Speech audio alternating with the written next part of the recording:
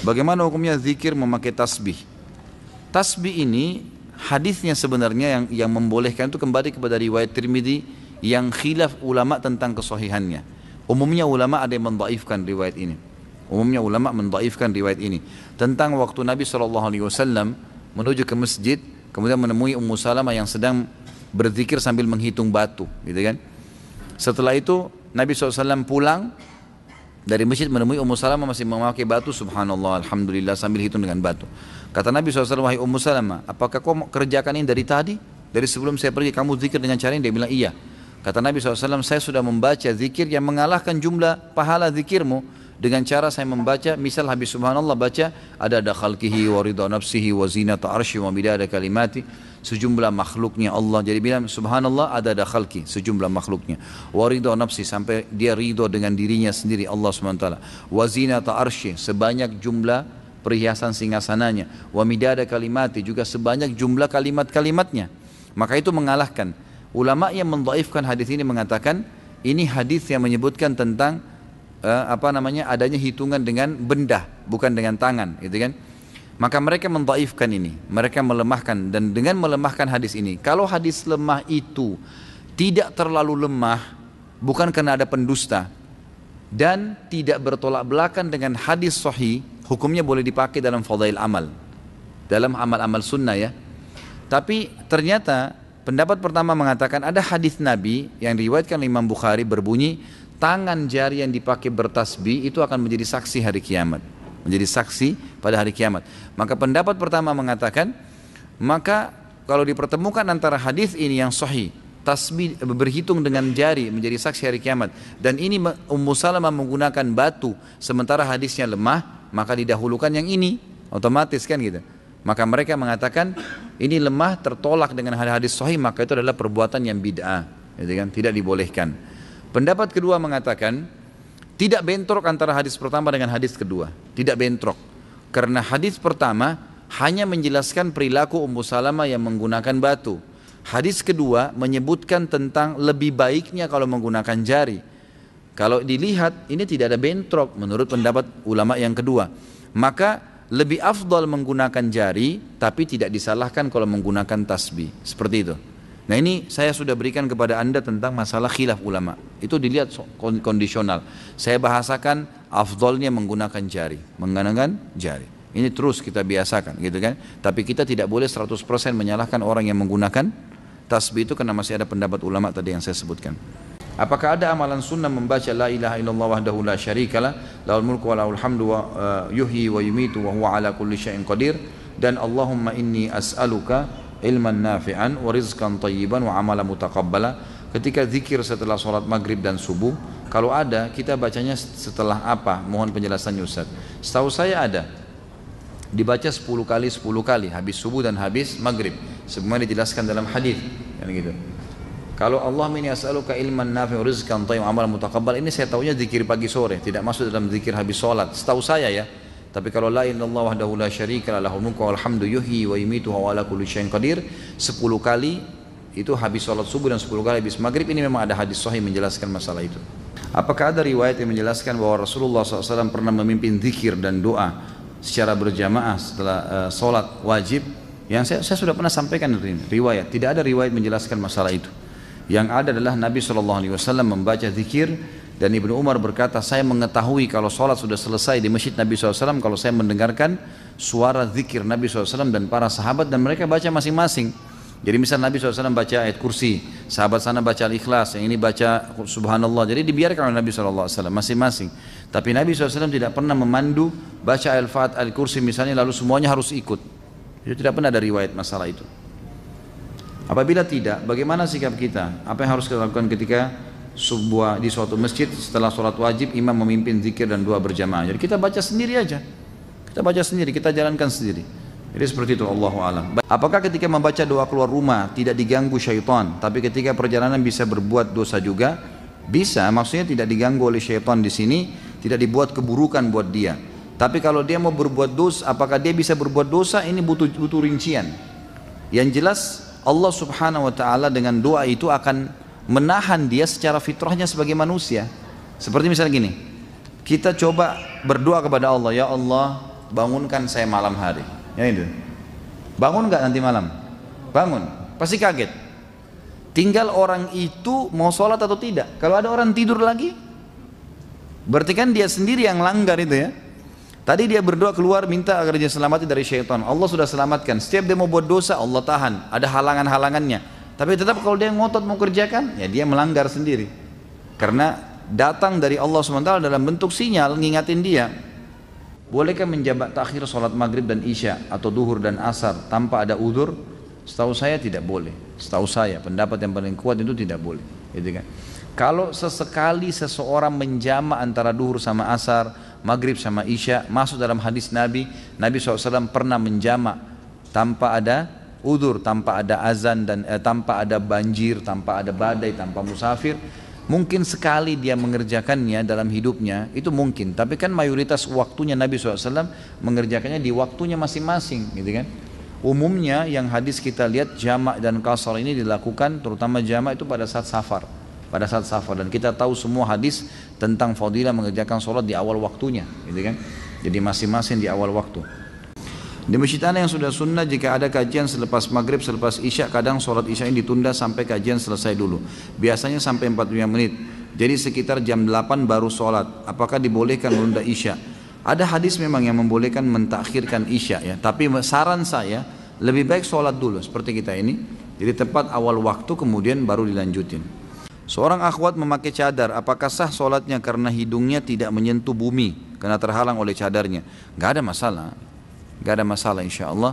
Karena memang ini pendapat ya, ulama mengatakan hidung yang dilapis dengan kain, kalau orang itu sakit kah atau wanita itu bercadar karena takut fitnah kalau terlihat, maka itu dianggap memang hal yang tidak menghalangi antara hidung dia dengan, dianggap cadarnya itu seperti sejadahnya, gitu lah, seperti sejadahnya. Sebenarnya seperti itu ya.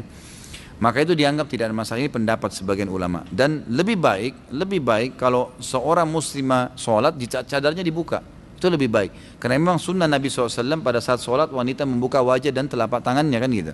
Itu yang ada dalam hadis. Apakah saya boleh berzikir setiap waktu dan kapanpun tanpa ada batasan jumlah? Tentu saja kalau zikir-zikir itu tidak ditentukan jumlahnya oleh Nabi SAW, boleh saja, nggak ada masalah. Misal kata Nabi SAW, la haula wa la quwata illa billah adalah harta karunnya surga. Gak ada penentuan jumlah, gak ada penentuan waktu. Bolehkah saya baca sampai 100 kali, 200 kali? Boleh saja. Gitu kan? Tapi ada kalau penentuan waktu, tempat. Misal habis sholat baca subhanallah 33, alhamdulillah, Allah akbar 33, semua 33. Maka jangan baca lebih nih habis sholat. Karena penentuan waktu, tempat, jumlah ada. Gitu kan? Kalau tidak ada bebas, tidak ada masalah. Gitu kan? Itu dibolehkan. Berhubungan dengan masalah istighfar, makna daripada hadis Nabi SAW, saya beristighfar setiap harinya 70-100 kali. Ini sedikit ada pendapat para ulama yang mengatakan bahwasanya yang dimaksud adalah Nabi SAW setiap kali beristighfar itu tidak berhenti sampai 70 kali atau sampai 100 kali. Berarti dalam sehari bisa beberapa kali Nabi SAW membacanya. Terbukti daripada orang yang telah bertemu dengan Imam Ahmad yang terus beristighfar, dan Imam Ahmad faham hadis. Beliau tidak menegur orang tersebut, ya, pedagang roti yang terus pada saat mencampur telurnya, tepung terigunya, dan dia mengatakan astagfirullah, astagfirullah, astagfirullah, terus begitu. Tidak pernah berhenti. Dia berhenti kalau Imam Ahmad ajak ngomong atau Imam Ahmad dia sedang bertanya gitu. Maka Imam Ahmad tanya, berapa lama kau sudah amalkan? Dia bilang dari dulu nih saya amalin, gitu kan. Sudah lama dan jumlahnya tidak terbatas gitu. Maka ulama mengambil dari statement Imam Ahmad yang tidak menegur orang tersebut, karena beliau adalah ulama hadis, berarti makna daripada Nabi SAW membaca 70-100 kali adalah setiap kali ada kesempatan beliau tidak berhenti sampai 70 dan 100 kali. Selebihnya setelah itu ada kesempatan lagi baca lagi 70-100 kali. Maka dari sini istighfar dibolehkan baca berapa kali pun jumlahnya. Mohon dijelaskan bagaimana hukumnya apabila sholat di rumah kemudian di masjid sudah iqamah. Apakah kita masih bisa menjalankan sholat qobliyah? Batalin, nggak boleh. Hadis sahih berbunyi, kata Nabi SAW, tidak ada lagi sholat sunnah dengan iqamah sholat wajib. Hadis sahih, nggak boleh. Jadi biar lagi di masjid kita lagi sholat, baru 1 rakaat sudah iqamah, batal. Tapi kita sudah dapat pahalanya, diberhentiin aja tiba-tiba, memang begitu. Ada seseorang menyarankan baca doa nurun nubuwat agar tersembuh dari penyakit yang saya tanyakan, apakah doa tersebut sesuai dengan tuntunan Rasulullah SAW? Saya tidak pernah tahu nih, nurun nubuwat ini seperti apa. Dan saya selama saya belajar ya, saya tidak tahu, wallahu alam. Sebatas ilmu saya tidak pernah saya temukan ada judul doa seperti ini yang Nabi SAW berikan. Jadi yang saya tahu tidak pernah ada ya, Allahu alam, yang saya tahu begitu. Tapi kalau memang Anda lihat wirid yang ada di dalamnya adalah zikir-zikir ruqyah, yang buku kemarin saya bawain tuh, kalau sama berarti zikir ruqyah berarti bisa saja di zikir ruqyah, sebab saya tidak tahu isinya. Kalau isinya selain zikir-zikir ruqyah yang ada sunnah-sunnah Nabi SAW berarti itu nggak benar, itu dibuat-buat. Kapan saat wanita melakukan sholat duhur di hari Jumat? Afdolnya apakah setelah azan atau habis sholat Jumat? Tentu setelah azan. Ulama sepakat mengatakan tidak harus menunggu selesai khutbah. Boleh setelah azan duhur perempuan sudah boleh sholat, azan Jumat perempuan sudah boleh sholat duhur. Jika di lingkungan rumah kita ada 3 masjid atau lebih dan ada 1 masjid yang sudah sunnah dengan komunitasnya orang-orang yang sudah mengenal sunnah, maka saya lebih condong berjamaah di masjid tersebut dengan alasan lebih khusyuk, rapi safnya. Jadi pahalanya lebih banyak karena safnya sempurna. Lalu saya dibilang keluarga ekstrim, seolah-olah saya punya aliran sendiri karena tidak mau berjamaah di masjid lainnya. Apakah saya salah jika memilih masjid yang sunnah itu? Tentu saja tidak. Nggak usah peduli dengan perkataan orang. Kita kalau peduli perkataan orang nanti jadi kacau semua. Selama itu benar jalanin, nggak usah ragu dan nggak usah peduli dengan orang. Karena kalau kita peduli dengan orang, sementara kita dahulukan perkataan orang dari kebenaran, kita akan kacau semuanya. Berapa banyak rumah tangga kacau gara-gara perkataan orang ketiga, gitu kan? Harus punya prinsip. Saya pernah ajarkan, kalau kita diajak sama teman-teman makan di satu restoran, ada makan nasi goreng, kemudian kita begitu buka menu ada mie goreng dan hati kita pengen mie goreng, makan mie goreng. Walaupun teman-teman suruh nasi goreng, enggak, saya mau mie goreng aja. Nanti saya incipin punya kamu, enggak apa-apa, gitu kan? Mesti punya prinsip. Nanti supaya kita ikut. Kalau enggak, suami kamu tuh begitu ya, langsung ribut sama suaminya. Istri kamu tuh begitu ya, kamu tuh tetangga bilangin begini, tadi si fulan bilang begini, terpengaruh. Untuk apa? Saya bilang sama istri saya, ingat, rumah tangga ini saya, kamu dan anak-anak. Saya pemimpinnya, kamu wakil saya. Instruksi dari saya. Orang lain manapun mau masuk sini menyampaikan sesuatu harus saya yang ambil keputusan. Jadi nggak boleh sembarangan. Jadi rumah tangga kita punya benteng-benteng. Kalau nggak jadi kacau semua nih. Apakah sah sholatnya jika sesudah mandi tidak berwudu? Karena ada yang bilang mandi itu dihitung bersuci, dan apakah ada hadisnya tentang hal tersebut? Ini ada ijtihad ya, upaya sebagian ulama dalam fikih mengatakan kalau seseorang itu mandi dan pada saat mandi dia memang menjama seluruh anggota wudunya dan dia niatkan sekalian wudu, maka sudah tidak perlu berwudu lagi. Ini pendapat. Tapi sebagian lagi, dan Allahu alam, saya bicara selalu pribadi di majelis saya pribadi lebih cenderung dengan wudu lagi. Saya pribadi, karena memang ini ijtihad, tidak mengikuti dalil, tidak ada dalil khusus masalah itu. Justru yang kita tidak pernah temukan dalil bahwasanya Nabi SAW menggabungkan antara mandi sama wudu. Artinya setelah mandi nggak wudu lagi. Seperti contoh misalnya kasus mandi junub. Mandi junub itu kan mandi ya, tapi ada wudunya tuh. Ada wudu dalam mandi itu, gitu kan? Dan ulama hadis sepakat mengatakan lebih afdal seseorang, walaupun tadi kan mandi junub cuci telapak tangan 3 kali, cuci wajah 3 kali, mencuci kemaluan 3 sampai bersih, wudu seperti wudu sholat, lalu kemudian mengambil air dengan jari-jari lalu menjama bagian sisi kanan kepala sampai terasa di kulit kepala, lalu menyiram sisi kanan tubuh, lalu kemudian menyiram seluruh tubuh, gitu kan? Sudah ada wudunya nih. Kata sebagian besar ulama hadis, setelah dia mandi junub pun tetap lebih afdal dia wudu lagi untuk sholat, karena itu tadi wudunya wudu mandi. Jadi yang kita temukan malah dalilnya ada wudu pada saat mandi itu. Maka pendapat yang mengatakan dianggap sudah tidak ada masalah, dia sudah wudu, ya itu pendapat. Tapi dalil khusus yang menyebutkan kalau sudah mandi tidak perlu wudu lagi ini tidak pernah ada gitu. Allahu a'lam, ini yang saya ketahui. Kalau kita musafir, apa boleh membasuh sepatunya saja ketika berwudu untuk melakukan sholat? Soalnya saya pernah baca hadisnya Ustaz. Memang benar boleh, namanya masul khuf. Asal syaratnya sebelum pakai kaos kaki sudah wudu dulu, gitu kan? Dalam keadaan suci. Kalau mukim boleh sehari semalam. Mukim kayak kita nih orang tidak musafir. Orang musafir boleh 3 hari 3 malam. Asal syaratnya waktu pakai kaos kaki, misalnya mau ke kantor nih sudah wudu dulu, pakai kaos kaki. Kemudian kita ke kantor ternyata buang angin, buang air besar, buang air kecil, batal wudunya. Lalu kemudian keluar dari WC, ya semoga Allah muliakan Anda. Keluar dari WC kemudian kita mau wudhu lagi. Wudhu lagi, kaos kakinya bisa diusap saja, tidak usah dibuka. Yang penting tadi pada saat dimasukkan dalam keadaan suci. Mukim sehari semalam, musafir 3 hari 3 malam. Di mana batasan seorang muslim dikatakan kafir apabila dilihat dari hadis riwayat Tirmidzi, An-Nasai dan Ibnu Majah menyebutkan sabda Nabi SAW, perjanjian antara kami dan mereka orang kafir adalah solat. Karena barang siapa yang meninggalkannya maka sungguh dia telah kafir. Yang dimaksud di sini adalah perilakunya perilaku kafir, meninggalkan solat. Makanya ulama masih rincikan, meninggalkan solat secara jahdan tadi membangkang baru kufur, gitu kan? Harus syahadat. Tapi kalau dia cuma malas-malas tidak masuk.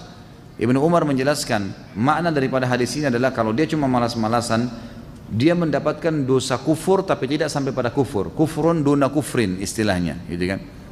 Apakah orang yang menggunakan buhul yang ditaruh di dompet, sholatnya tetap diterima? Sholatnya sah, tapi dia berdosa dengan buhulnya. Pertanyaannya untuk apa taruh buhul di dompet? Kita dari kemarin 2 pertemuan bahas masalah ini, jangan lagi ditaruh buhul, keluarin semua, bakar. Nggak boleh lagi percaya yang begitu, tawakal kepada Allah SWT.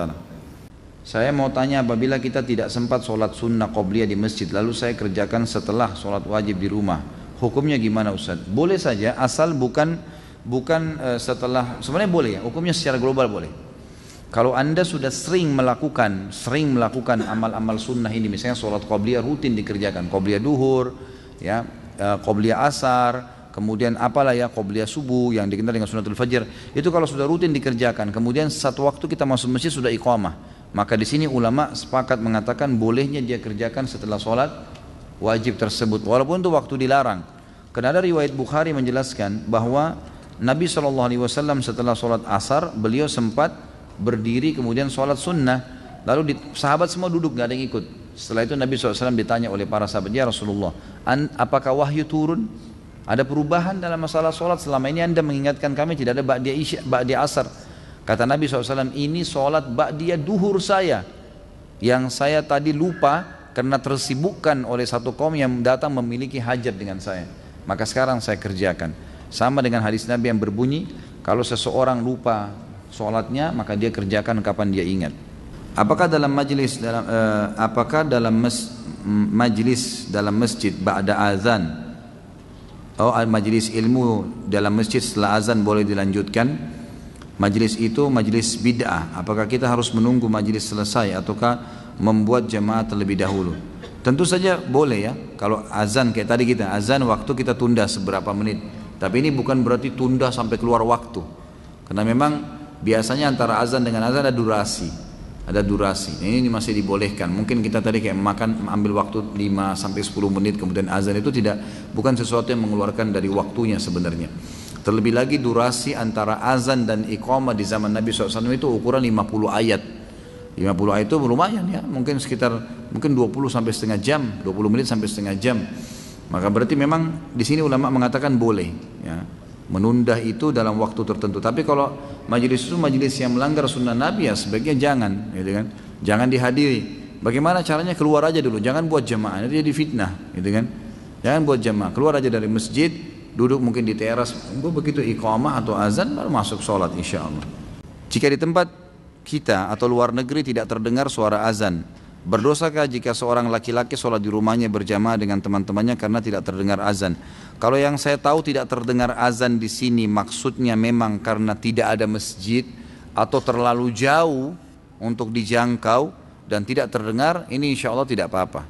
Karena Nabi SAW menanyakan kepada Ibnu Ummul Maktum yang sempat orang buta pamit kepada Nabi SAW mengatakan, ya Rasulullah, rumah saya jauh dari masjid, nggak ada yang pandu, antara rumah saya dengan masjid anda ini banyak binatang buas yang bisa menyerang saya, boleh nggak saya sholat di rumah? Buta, nggak ada pemandunya, banyak binatang buas, rumahnya jauh dari masjid, banyak sekali udhurnya nih, gitu kan? Maka kata Nabi SAW awalnya, silahkan sholat di rumahmu. Begitu dia mau keluar dari masjid, turun wahyu, Jibril AS datang menyampaikan. Lalu Nabi SAW panggil dia tuh, dipanggil. Ini kebetulan muadzinnya Nabi SAW. Dia sama Bilal, dua-duanya ini muadzin, Ibnu Ummul Maktum. Maka kata Nabi SAW, atas maun nida, kau dengar gak azan dari rumahmu? Dia bilang, iya ya Rasulullah. Kata Nabi, idzan ajib, kalau gitu jawab azan itu. Berarti kasuistiknya mendengar azan tolak ukurnya. Tapi ulama merincikan lagi, kalau azan ini tidak didengar, dalam arti kata memang masjid terlalu jauh, kita nggak tahu alamatnya, gitu kan? Tidak tahu juga mungkin kalau ke sana ada sholat jamaah atau tidak, maka itu boleh-boleh saja.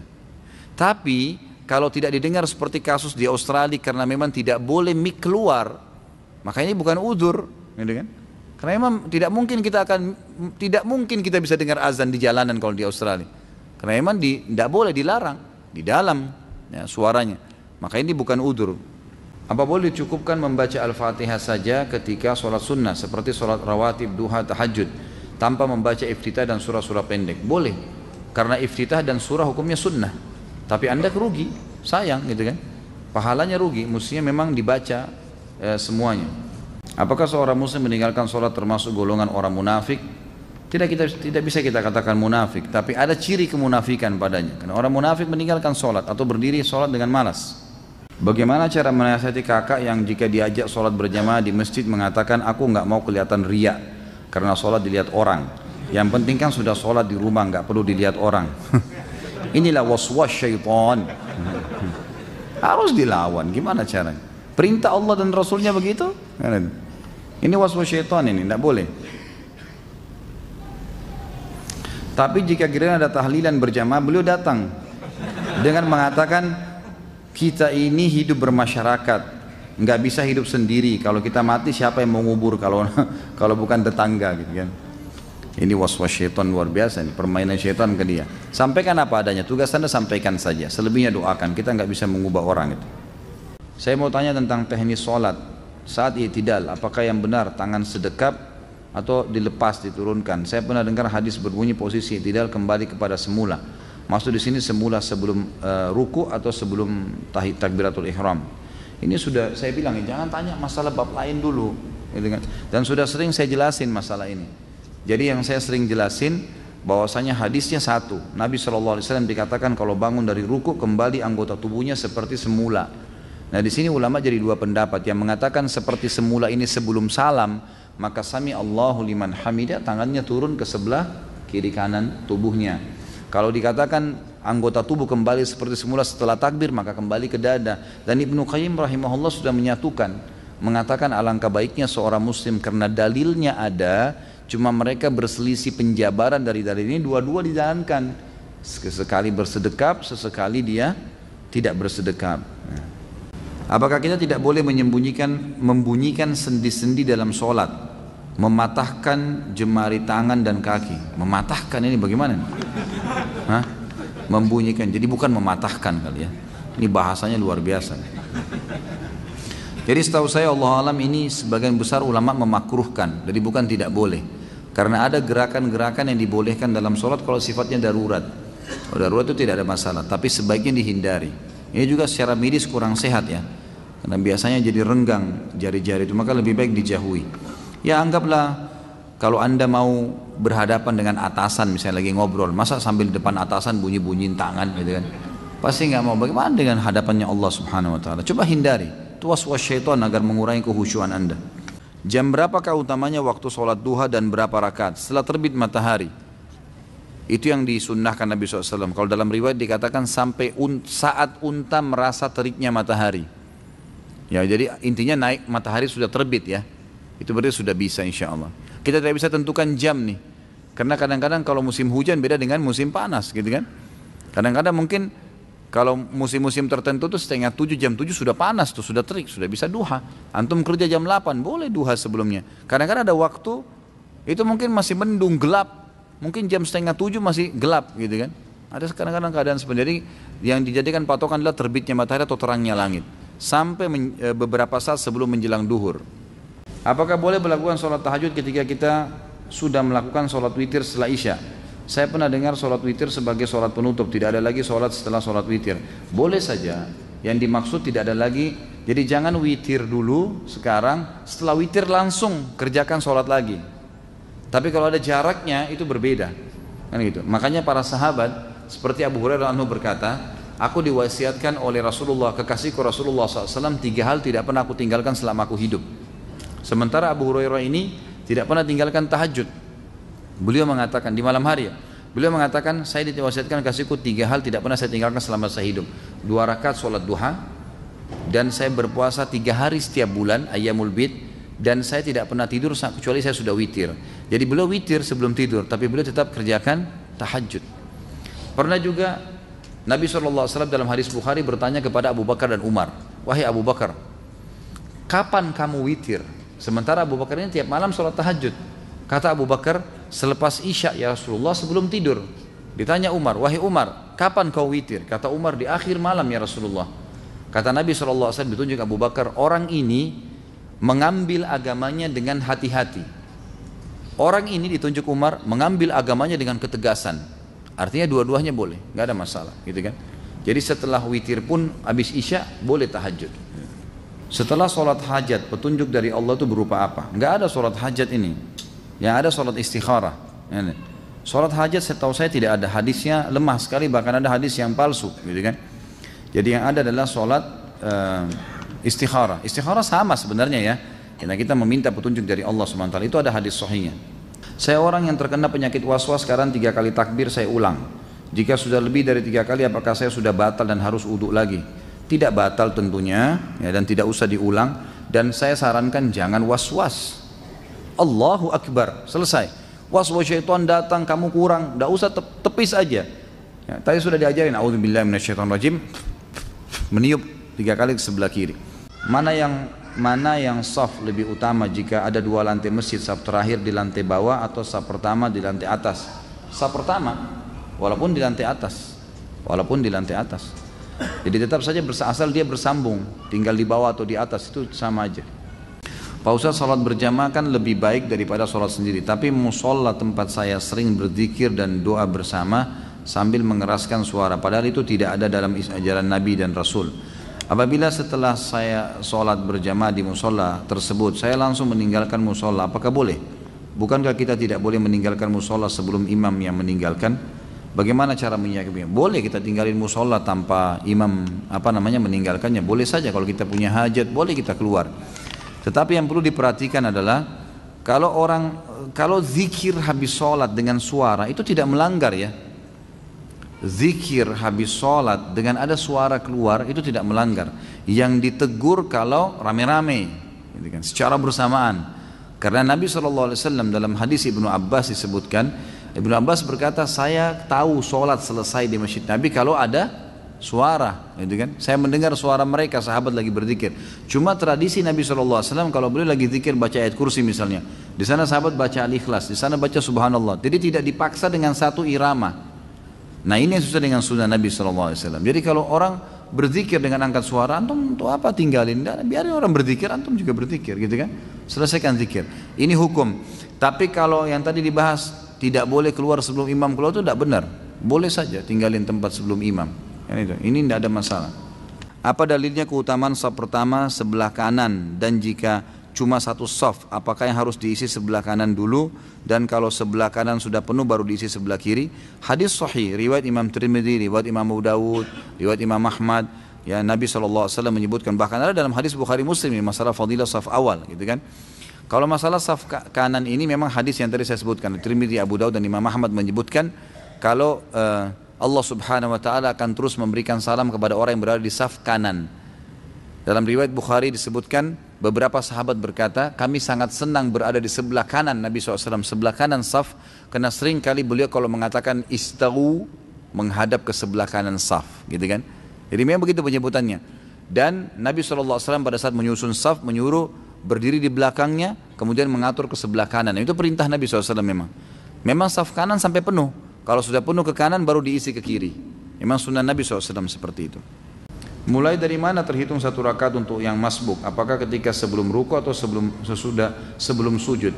Tentu ruku. Patokannya ruku. Nabi SAW bersabda, siapa yang mendapatkan imamnya ruku, maka dia telah mendapatkan 1 rakaat. Jadi ruku bukan sujud. Apakah boleh sholat Jumat di dalam kereta api? Soalnya saya pernah melihatnya ketika saya dalam perjalanan menuju kampung halaman. Musafir nggak ada Jumat baginya, nggak usah sholat Jumat, gitu kan? Kalau musafir nggak usah sholat duhur asar, di jamak saja. Jika kita terlambat sholat subuh karena ketiduran, misal bangun jam 5:30 pagi, apakah kita langsung ambil air wudhu dan sholat saat itu juga, atau kita tunda menunggu sampai matahari terbit pas duha? Tentu sholat pada saat itu. Pada saat itu juga sholat, jangan ditunda. Bahkan kalau anda sholat sebelum terbit matahari, maka masih masuk dalam waktu subuh, gitu kan? Maka sebaiknya jangan ditunda. Kalau anda tunda berarti mengeluarkan sholat dari waktunya, dan itu berbahaya, masuk dalam dosa nanti. Ustadz, pertanyaan 3 in 1, singkat padat tapi banyak. Jika makmum terlambat masbuk di masjid tapi sholat berjamaah sudah selesai namun ingin mendapatkan fadilah berjamaah, jika ada satu orang yang sedang sholat sunnah ba'diyah, bolehkah kita menjadi dia? Bolehkah jadikan dia imam? Haruskah kita tepuk bahu dia atau merapat saja di sisi kanannya? Bagaimana jika kita jumpai sudah di posisi tahiyat akhir? Apakah kita langsung ikutan saja tahiyat akhir dengan niat di hati sholat wajib? Saya ingatkan kembali ya, pertanyaan kita, bahasan kita masalah membunuh, bukan sholat ya. So, nanti ada bahasanya sendiri sholat, jangan ditanya tumpah tindih nih. Jadi di sini tentu saja tepuk dia untuk memberikan isyarat. Dia berdiri atau dia duduk, supaya dia tahu. Jangan tiba-tiba dia kaget ada orang di sebelahnya gitu kan. Jadi ditepuk saja, memberikan isyarat. Masalah dia terima nggak terima jadi imam mungkin karena tidak paham, itu nggak apa-apa. Yang penting antum sudah kasih isyarat. Termasuk kalau dia tahiyat terakhir, tepuk pundaknya langsung takbir, duduk tahiyat sama dia. Karena memang dibolehkan mengikut orang yang sholat wajib, boleh ikut. Antum masuk di masjid, imam lagi sholat tarawih, kita belum sholat isya, jangan sholat sendiri, ikut sama imam. Karena boleh orang yang sedang sholat sunnah di belakangnya orang sholat wajib niatnya. Karena pernah terjadi zaman Nabi SAW dalam hadis Bukhari, Abu Bakar pernah sholat menjadi imam dari sahabat yang belum sholat berjamaah karena dia datang telat dan dia sendirian. Waktu Nabi SAW bilang siapa yang mau bersedekah buat dia, saudaranya ini, maka Abu Bakar berdiri, Abu Bakar menjadi imam. Padahal Abu Bakar sudah sholat tadi, berarti hukumnya sudah sunnah bagi Abu Bakar tuh. Tapi karena dia lebih afdal, maka dia pun akhirnya menjadi imam. Apabila seseorang beribadah lalu dia terbersit riya, namun dia sadar bahwa dia riya dan istighfar mohon ampun, apakah ibadah yang dijalaninya hancur atau diterima? Ada hadis yang berbunyi al-yasiru minar riya syirkun. Sedikit saja riya sudah syirik, ya kan? Sudah batal. Tapi perlu diketahui, misal kalau cuma terlintas, karena semua ibadah itu umumnya kata ulama ada riyanya. Pasti syaitan tawarin pertama opsi riya dulu, gitu kan? Begitu kita sholat, riya dulu yang ditawarin. Kalau kita selama kita tidak mengiyakannya, berarti nggak masalah. Jadi itu orang di sebelahmu, itu orang begini, itu orang anggap kau doamu panjang dan kita nggak iyakan, kita terus baca, kita nggak pedulikan. Seperti orang lagi nawarin marketing, nawarin produk, kita jalan saja dia ngomong terus kita nggak pedulikan, nggak ada masalah, gitu kan? Nggak mengganggu ibadahnya dia. Tapi kalau kita mampir, dengarin keterangannya, ambil informasi, nah ini jadi masalah, gitu kan? Jadi kalau kita sempat mengiyakan itu berarti sudah syirik, nggak boleh. Bahkan sebagian ulama mengatakan kalau sudah terlintas begitu dia batalin sholatnya. Lebih aman dia batalin, dia ulangin. Karena sudah berbahaya buat dia, sudah nggak diterima kalau dia lanjutin. Ustadz, apa hadis railah saf pertama walaupun dengan undian? Jadi hadisnya riwayat Bukhari Muslim.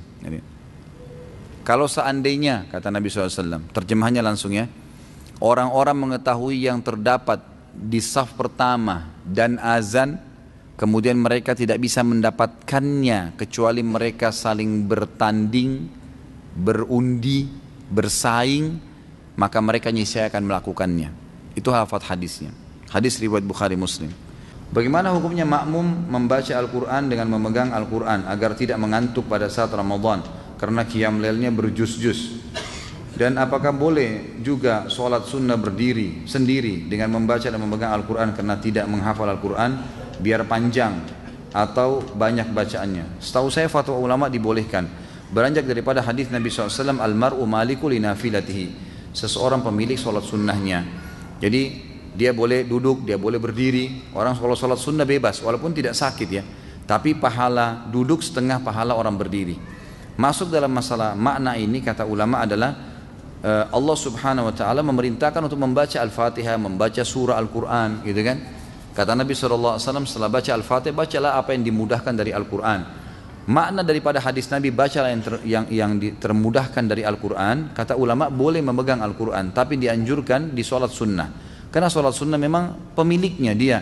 Jadi dia boleh batalin. Orang lagi sholat sunnah, antum lagi sholat ba'diyah isya, terus tiba-tiba batalin tanpa udzur. Udah deh, nanti di rumah aja saya sholat. Dia berhentiin, nggak dosa tuh. Tapi kalau wajib nggak boleh, harus diselesaikan sama dia, kecuali ada udzur syar'inya. Maka dia pemilik sholat sunnahnya. Bila imam salah dalam baca Al-Fatihah, karena kan sholat tidak sah, apakah kita harus ulang di rumah atau bagaimana? Tentu saja tidak ya. Salahnya tergantung salahnya kenapa. Kalau emang salahnya fatal dan sudah diingatkan tidak mau, maka batal sholatnya. Bukan di rumah, diulangin di situ, gitu kan.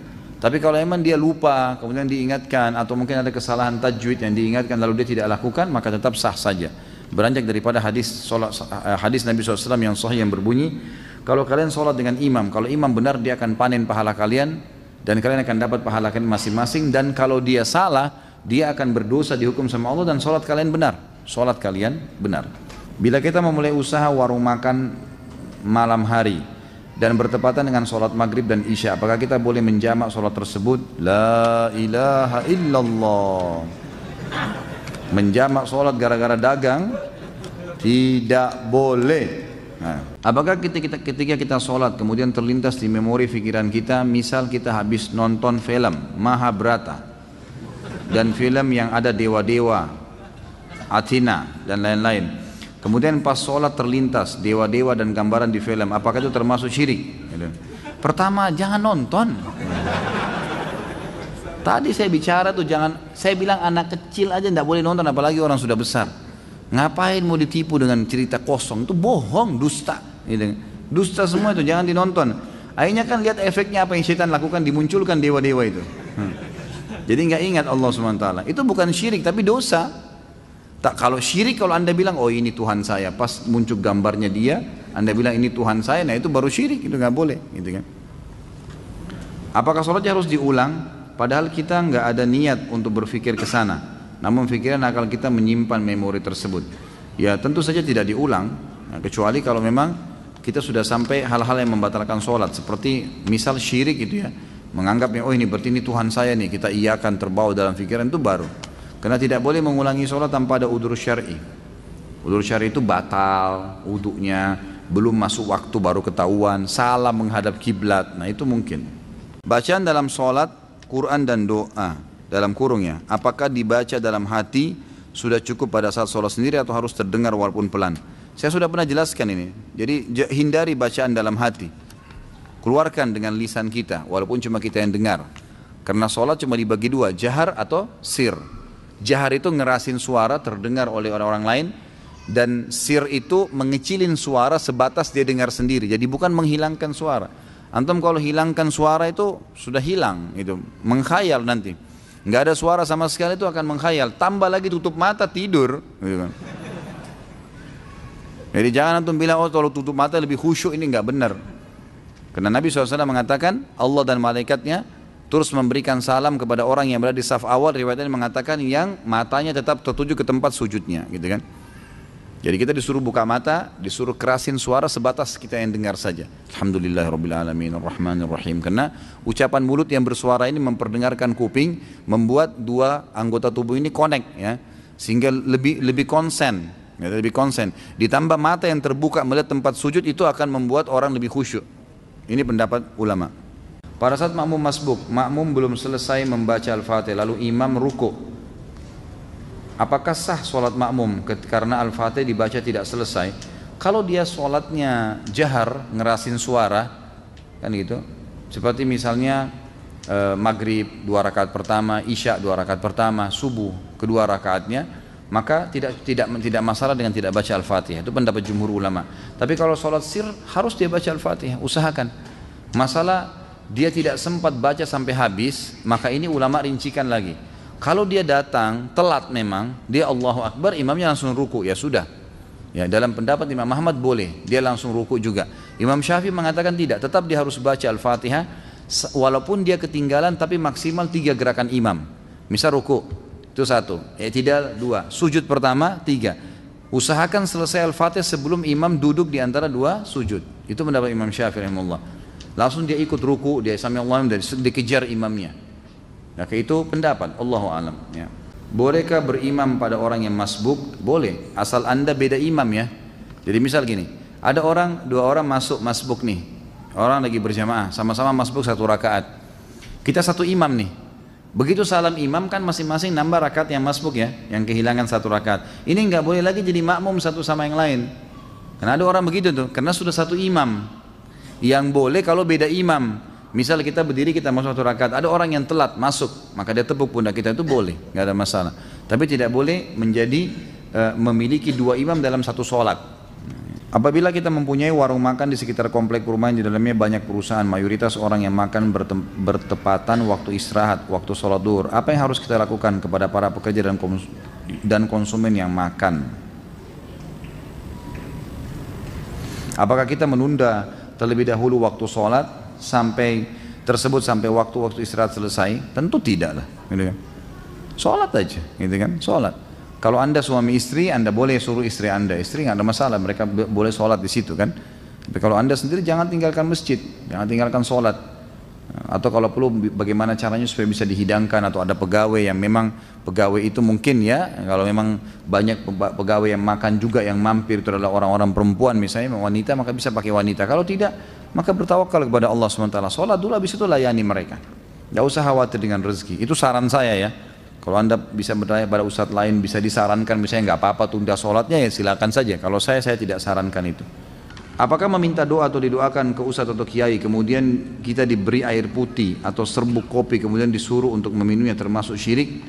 Sebenarnya tergantung ya, karena meniup sesuatu ke air untuk diminum itu, kalau fungsinya untuk ruqyah itu boleh.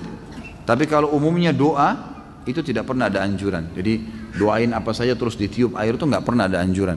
Tapi kalau untuk meruqyah, memang untuk mengobati, ini memang pernah, gitu kan? Ada beberapa riwayat yang tersebutkan khusus untuk mengobati orang yang keracunan dan kena sihir atau kesurupan. Itu memang ada anjuran, difokuskan ke situ. Bagaimana cara membedakan bisikan yang datang dari syaitan atau kata hati kita sendiri? Kadang-kadang ketika sholat di dalam hati suka bicara sendiri. Bagaimana cara menyikapinya Ustaz? Sahkah sholatnya? Bagaimana hatinya bicara sendiri nih?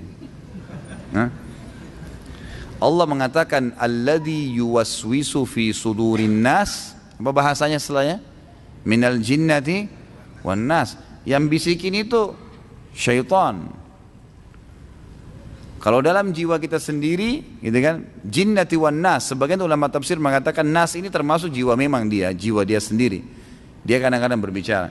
Ya cara masalah membedakan atau tidak membedakan itu umumnya ulama bilang, kalau bisikan-bisikan dalam hati cenderung kepada keburukan, misal malas beribadah, mau berbuat maksiat, cenderung pada keburukan, menunda-nunda ibadah, bisa dari syaitan, bisa dari jiwa dia yang ammaratun bisu. Karena jiwa manusia ada yang cenderung kepada keburukan, ada itu. Itu harus dilawan, ditepis. Tapi umumnya ulama mengatakan syaitan menunggangi itu jiwa yang ammaratun bisu dan dia bergabung di situ. Qarin di sebelah kita, syaitan yang di sebelah kita itu selalu menunggangi sisi jiwa kita yang ada kecenderungan pada keburukan, gitu kan? Potensi itu ada, makanya ditepis. Semua bisikan yang termotivasi untuk ibadah, kita lihat fakir miskin lewat, tiba-tiba dalam hati kita bantu tuh, kesian. Telepon tuh orang tua, sudah lama ini tidak telepon ayah saya, mau silaturahim, mau bakti sama orang tua. Oh, mau bantu, ada tetangga yang lagi sakit atau ada orang yang lagi sakit mau dijenguk di rumah sakit, ada bisikan, itu berarti positif, diikutin. Itu juga dari malaikat atau dari jiwa dia yang memang cenderung dengan kebaikan. Seringnya seseorang itu mengasah jiwanya dalam kebaikan akan membuat jiwanya lebih pekah, gitu kan, dalam kebaikan itu. Dan seringnya seseorang melatih dirinya, jiwanya dalam keburukan akan membuat lebih pekah dalam keburukan itu. Bahkan kata ulama, bisa jiwa lebih hebat keburukannya daripada syaitan, dan bisa juga jiwa lebih hebat daripada bisikannya malaikat dalam kebaikan. Tergantung bagaimana dia membiasakan dirinya, gitu. Tapi umumnya syaitan menunggangi keburukan, kecenderungan burukan tersebut, dan malaikat juga menunggangi potensi baik dalam jiwa manusia. Bagaimana jika ingin sholat berjamaah tapi makmum atau imam tidak mau sejajar? Apa ini? Bagi jemaah perempuan, bagaimana seharusnya sholat sendiri-sendiri karena imam tidak mau sejajar? Ataukah jemaah meskipun jika imam atau makmum maunya imam lebih ke depan dibanding makmumnya, tetap sholat berjamaah, tidak ada masalah itu. Ya, tidak ada masalah. Apakah bergerak 3 kali dalam keadaan sholatnya batal, seperti garuk-garuk misalnya? Kalau Imam Syafi'i mengatakan batal kalau lebih dari 3 kali. Jadi tidak dibolehkan lebih dari 3 kali. Tapi jumhur ulama mengatakan tetap tidak batal kalau memang orang itu punya udzur, memang harus dia lakukan. Tapi kalau gerakan sia-sia membatalkan sholat nih. Ada orang sia-sia, memperbaiki kopiah atau apalah gitu kan. Ya, ini keseringan dilakukan, makanya tidak boleh. Tapi kalau darurat memang harus menggaruk, memang gatal sekali, itu tidak ada masalah insya Allah. Ada seseorang yang mengatakan zikir kalau hanya di mulut tidak ada gunanya, termasuk bacaan Quran. Tapi yang afdal tengah malam. Saya nggak tahu apa maksudnya ini. Tentu kalau baca Al-Quran, zikir, berdoa adalah ibadah badan. Ibadah badan ya. Mesti memang diucapkan dengan lisan, itu yang kita tahu. Nabi SAW diketahui oleh para sahabat kalau lagi berzikir dengan suara yang didengarkan oleh mereka, dengan komat kamitnya mulut Nabi SAW. Jadi memang seperti itu. Kalau ada orang yang mengatakan ini percuma, ini butuh dalil. Dari mana percuma? Memang begitu panduannya. Cuma memang ibadah badan harus diikuti dengan ibadah hati ya. Ibadah hati itu ikhlas, tawakal, roja, berharap, khauf, takut, itu semua harus ada, gitu kan? Perasaan itu ibadah hati menguatkan ibadah badan, ya, gitu. Jadi ikhlas doa, zikir yang dibaca dengan mulut diikuti dengan keikhlasan dalam hati baru diterima. Apa yang harus kita lakukan apabila lupa Jumat jumlah rakaat ketika sholat dan bagaimana tata cara sujud sahwi? Tentu saja diambil yang lebih sedikit ya. Kalau misalnya sholat 4 rakaat lupa 4 atau 3 ya, diambil 3. Ini kemarin kalau ikut tabligh akbar terjawab nih. Riwayat Abdurrahman bin Auf itu kan. Bagaimana beliau waktu Umar bin Khattab dulu dengan Ibnu Abbas radhiyallahu anhu ajma'in bingung. Kata Umar kepada Ibnu Abbas, apakah kau tahu hadis Nabi SAW tentang orang kalau lupa rakaat salatnya? Kata Ibnu Abbas, tidak ya Amirul Mukminin. Di zaman khilafahnya Umar. Lalu kata Ibnu Abbas, apakah anda punya informasi? Kata Umar, tidak ada. Lalu kata Ibnu Abbas, tiba-tiba Abdurrahman masuk kepada kami dan berkata, waktu kami tanya, beliau mengatakan, saya punya kabarnya. Kata Nabi SAW, kalau seseorang kalian sedang sholat, kemudian dia lupa 2 atau 1 kali dia sholat, dia pilih 1. Kalau dia ragu 3 atau 2, dia pilih 2. Kalau dia ragu 4 atau 3, dia pilih 3, gitu kan? Kemudian dia sebelum salam sujud sahwi 2 kali atau 2 kali sujud. Dan sesuai kita sebutkan, sujud sahwi boleh membaca bacaan-bacaan sujud dan diantara duduknya tidak usah ya, baca apa-apa. Jadi begitu selesai tahiyat, sudah selesai sebelum salam sujud. Baca 2 sujud, kemudian duduk, nggak usah baca apa-apa, sujud, baca lagi bacaan sujud, kemudian duduk, lalu salam. Ini kalau kita mengingat kelalaian kita sebelum salam. Kalau misal antum sholat, udah salam nih, udah bubar, berdiri ke masjid, atau lagi duduk, kemudian buka HP, ternyata kayaknya tadi kurang 1 rakaat deh. Tapi kita sudah selesai sholat nih, maka langsung berdiri, tambah rakaat yang kita lupain tuh, langsung saja Allahu Akbar, misalnya 1 rakaat kelupa, sholat 1 rakaat sampai salam, gitu kan? Kemudian setelah salam baru sujud sahwi. Sujud sahwinya setelah salam, karena ingatnya setelah salam sholat awal. Ini hadis Bukhari dalilnya, bahwasanya Nabi SAW pernah habis sholat, rakaat kedua sholat asar, beliau salam. Begitu tahiyat pertama langsung salam. Lalu beberapa sahabat bingung, kok asar 2 rakaat, tapi di depan saf pertama ini ada Abu Bakar, ada Umar, ada sahabat-sahabat yang senior, dan mereka tidak bicara. Nabi SAW seperti umumnya habis zikir, beliau langsung berdiri menuju ke pintu masjid, lalu menunggu di pintu masjid adakah sahabat yang mengeluh, yang mau minta sesuatu pada beliau gitu kan. Sampai ada satu sahabat Badui datang kepada Nabi mengatakan, ya Rasulullah, apakah sekarang sholat asar sudah berubah menjadi 2 rakaat, atau anda lupa, turun wahyu nggak menyampaikan itu? Kata Nabi, saya tidak lupa, kan gitu. Dan tidak ada wahyu turun, artinya Nabi yakin ini 4 rakaat beliau kerjakan. Ini hadis sahih riwayat Bukhari. Lalu kata Nabi SAW dalam riwayat lain dikatakan memegang tangannya orang ini lalu berkata masuk ke masjid, kebetulan sahabat belum bubar. Apa benar yang orang ini bilang? Benar nggak saya tadi cuma 2 rakaat? Kata sahabat, benar ya Rasulullah. Langsung dalam riwayat ini Nabi SAW hadap kiblat, bertakbir, semua sahabat ikut, menyempurnakan 2 rakaat sampai salam, setelah salam baru sujud sahwi. Berarti memang kalau ingat setelah itu sujud sahwinya setelah salam. Mana yang lebih afdal ketika masbuk mendapati sudah duduk tahiyat akhir, mengikutinya atau buat jamaah baru jika ada? Karena saya pernah dengar dari Ustaz apabila tidak ruku tidak dihitung rakaat.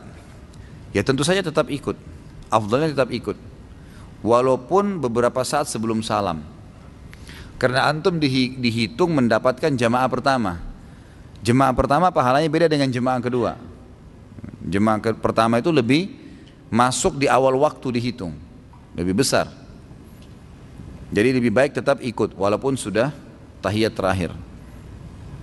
Jika tiba waktu sholat, apa ini? Waktu masih panjang, lebih utama mana untuk perempuan? Langsung sholat atau sholat apa ini? Atau sholat sesampai di rumah? Jika waktu sholat berada di stasiun dan ada tempat sholatnya, lebih baik awal waktu, tetap lebih awal waktu. Jangan ditunda ke rumah, kita tidak tahu, ya, tidak tahu ajal, tidak tahu kejadian. Selama aman, sholat dulu di situ. Dikarenakan saat ini waktu subuh 4.15, apakah boleh kita ketika kita terlambat bangun, misal jam 5, kita melakukan sholat sunnah 2 rakaat sebelum subuh? Tentu tidak boleh. Kalau sudah iqamah, subuh nggak boleh lagi. Anda kerjakan nanti setelah terbit matahari. Apa pahalanya kalau kita mengislamkan seseorang? Wah, ini tidak sesuai dengan tema. Dapat pahala lah tentunya, ya, selama dia berbuat kebaikan, selama dia mempelajari agama, insya Allah Anda dapat pahalanya. Dan hadis Nabi SAW kepada Ali bin Abi Thalib pada saat perang Khaybar, gitu kan? Hai Ali, jalanlah dengan tenang menuju ke mereka, ke orang-orang Yahudi itu, lalu tawarkan mereka Islam. Kalau mereka nolak, tawarkan mereka jizyah. Kalau mereka nolak, tawarkan mereka untuk, ya, perang, gitu kan? Dan ingatlah Ali, kalau ada satu orang yang sempat mendapatkan hidayah karena kamu, maka itu lebih baik daripada humurun ni'am. Humurun ni'am ini adalah bisa diterjemahkan dengan unta betina merah yang besar atau nikmat yang terbesar yang sedang dimiliki oleh seseorang. Bagaimana dengan bisikan syaitan yang datang saat sholat, namun isi bisikan tersebut adalah berupa solusi atau jalan keluar, ya, kita ke depan. Jadi seperti sebuah solusi tautis yang datang ke kita, dan kadang itu benar dan jujur. Itulah permainan syaitan ke Anda, mengingatkan kunci, mengingatkan janji, mengingatkan benda yang lupa taruh di mana. Akhirnya nanti setiap kali ada benda hilang kita sholat, sholatnya kena benda hilang, mau tahu, gitu kan? Itulah permainan syaitan, gitu. Jadi itu semua permainan syaitan, tidak boleh dipercaya, gitu. Dia kalau masalah benar ya karena kebetulan memang saja dia ingatkan kita, memori kita saja yang diputar sama dia sehingga kita bisa mengingatnya. Sebagaimana kita bisa dibuat menghayal, mengingat lawan jenis dalam sholat, ada orang menghitung keuntungan transaksi, ini semua permainan syaitan. Kata Nabi SAW kepada Uthman bin Abi Mad'un, sahabat Nabi radhiyallahu anhu, pada saat beliau berkata, ya Rasulullah, saya kalau sholat, saya selalu merasa terganggu, lupa dengan pekerjaan, lupa dengan sholat saya, mengingat pekerjaan, mengingat keluarga, mengingat beragam macam hal. Kata Nabi SAW, itu syaitan yang bernama khinzib atau khanzab, yang bertengkar di sebelah kiri kuping musalli, kemudian mengingatkan kepada dia, ingatlah ini, ingatlah itu, sampai dia lupa berapa jumlah rakaat yang dia sholat. Jadi ini kata Nabi SAW, kalau datang kepadamu, bacalah isti'adzah, a'udzubillahi minasyaitonirrajim, dan meludahlah sebelah kiri 3 kali, ditiupkan, ya, ditiup 3 kali seperti itu. Pada malam Jumat kita disunnahkan membaca surah Al-Kahfi, dan di tahiyat akhir kita disuruh selalu berdoa dijauhkan dari fitnah Dajjal. Apakah kita bisa terkena fitnah Dajjal? Bukankah Dajjal keluarnya nanti mendekati hari kiamat? Mohon penjelasannya. Pertama, tentu saja amal-amal yang kita baca, minta dijauhkan dari fitnah Dajjal, ini Dajjal ya, ada lebih jauh lagi sebelumnya ya, minta dijauhkan dari fitnah kubur, fitnah neraka jahanam. Pertanyaannya, apakah ya kita kalau baca minta dijauhkan neraka jahanam, berarti kita akan masuk neraka jahanam sekarang? Bukan itu kan? Jadi kita baca untuk kebutuhan kita nanti. Pertama, orang yang tidak dapat Dajjal, maka dia akan mendapatkan pahalanya.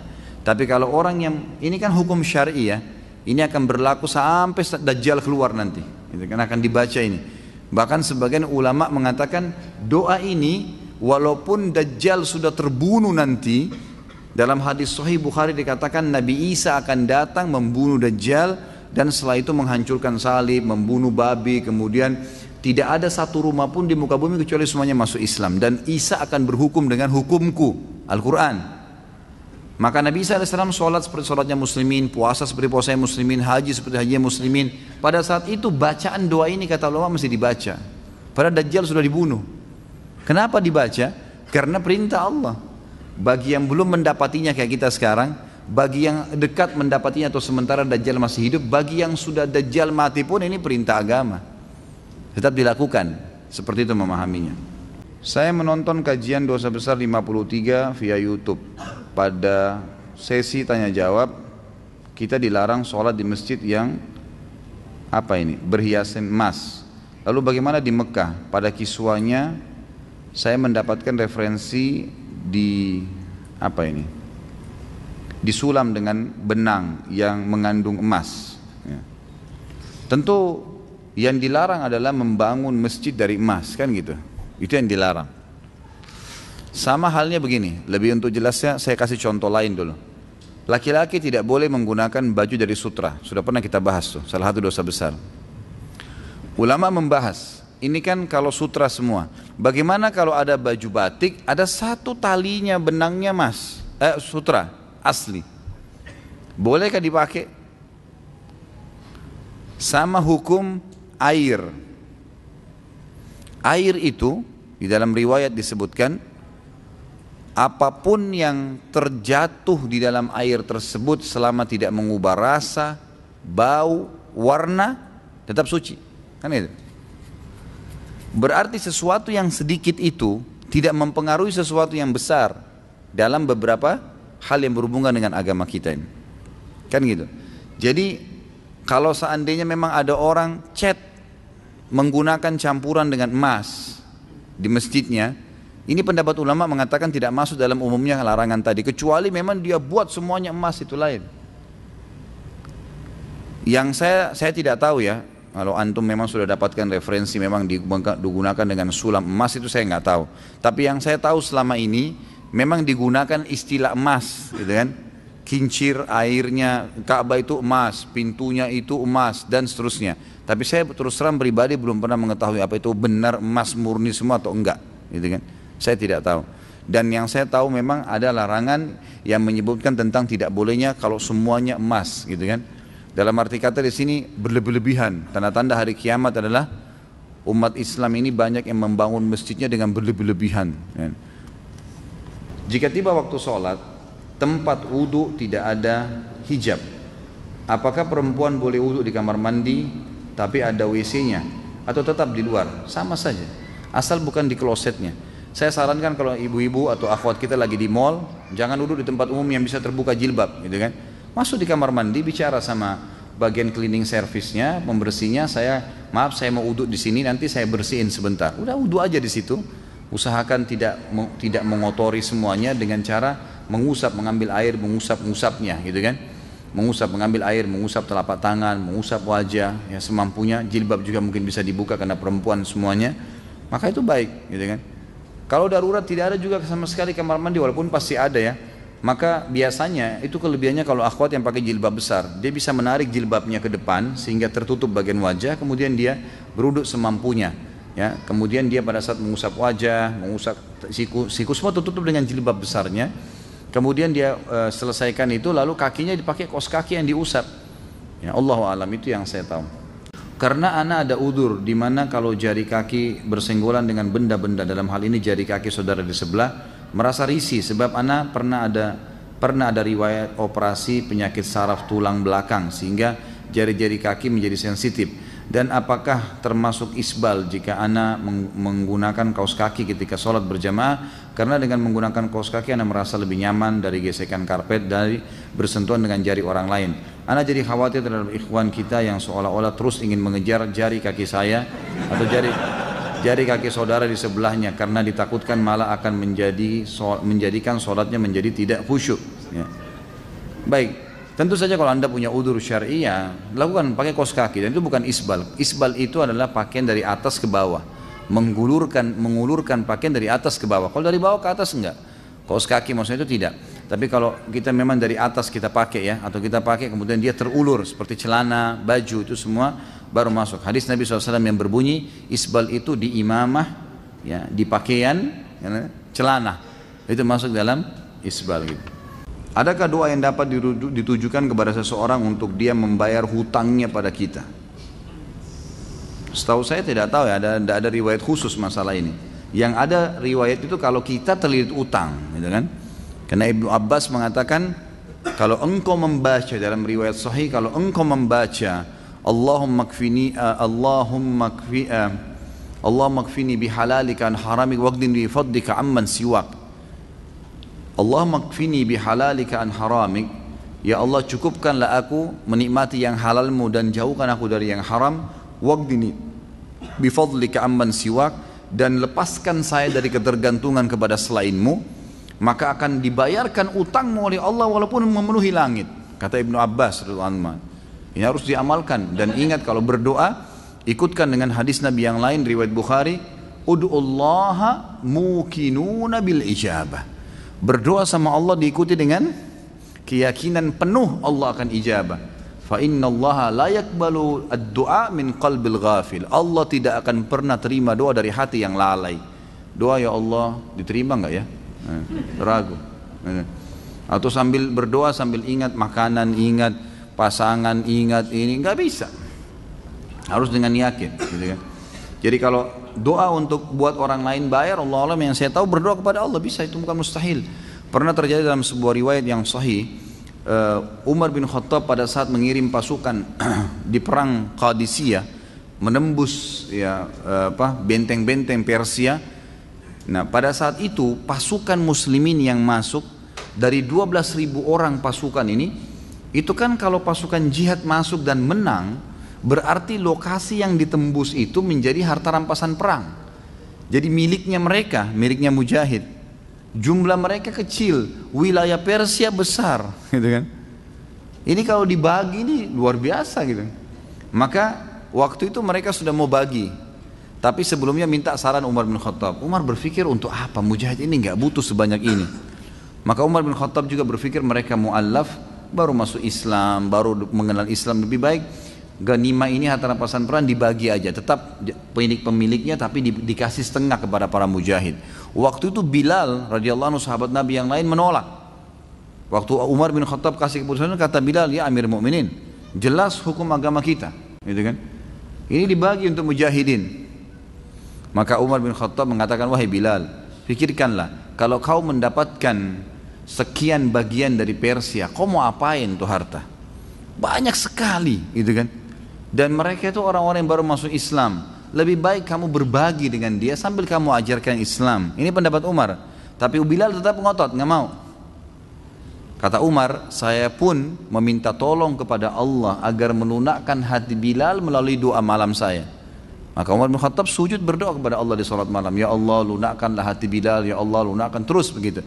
Kata Umar radhiyallahu anhu, pas tiba habis sholat subuh, Bilal datang kepada saya mengatakan, saya ridho kepada hukummu hai Amir Mukminin, gitu kan?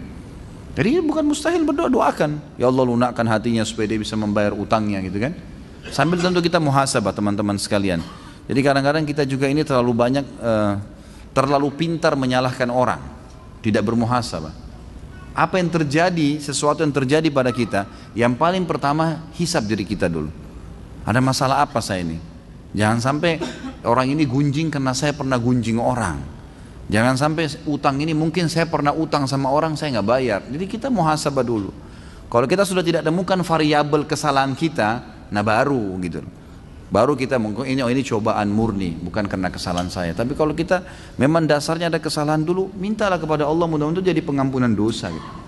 Pak Ustadz, bagaimana hukumnya berwudu di kamar mandi yang ada WC-nya? Saya sudah beritahu keluarga saya jika berwudu jangan di kamar mandi, tapi tetap saja berwudu di kamar mandi karena dekat dan malas karena agak jauh sedikit jika tidak di kamar mandi. Tidak ada masalah, saya sudah pernah jelaskan.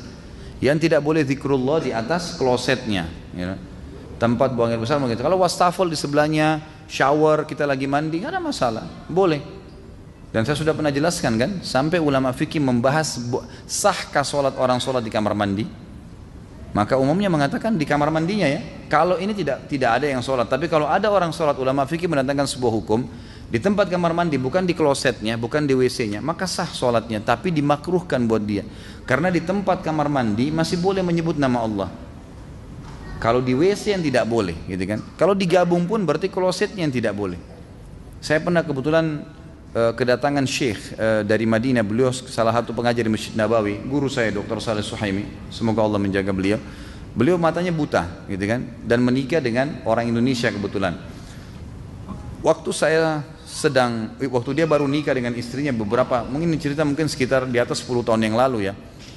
Karena dia menikah dengan salah satu murid pengajian saya di Makassar waktu itu. Maka baru menikah, istrinya datang dari Makassar ke Jakarta, kemudian beliau jemput, ingin berangkat ke Saudi sama-sama, dan sekarang Masya Allah tinggal di Saudi. Maka pada saat itu, awal mereka ketemu, setelah akad nikah dan kumpul, lalu saya temanin di hotel di Jakarta, lalu saya begitu ketuk pintunya, syekhnya sempat manggil, Khalid ada butuh sesuatu, saya datang, istrinya dari belakang tembok menanyakan, Ustaz tolong tanyakan kepada syekh, waktu itu beliau belum bisa bahasa Arab gitu kan, coba tanyakan ke syekh, saya dengar syekh ini setiap kali masuk kamar mandi di wastafel, dia kalau mau wudhu baca bismillah, apa boleh baca nama Allah di kamar mandi gitu kan, pertanyaan seperti ini. Maka saya tanyakan kepada syekh dalam bahasa Arab dan beliau mengatakan fatwa ulama umumnya boleh selama bukan di klosetnya gitu kan. Bahkan sementara orang lagi mandi shower boleh menjawab salam gitu kan. Karena kamar mandi tidak ada larangan, tapi WC yang ada larangan. Allahu alam. Apakah tidak merapatkan kaki ketika sholat berjamaah dapat mengukurkan pahala sholat berjamaah walaupun jarak antara pundak sudah rapat?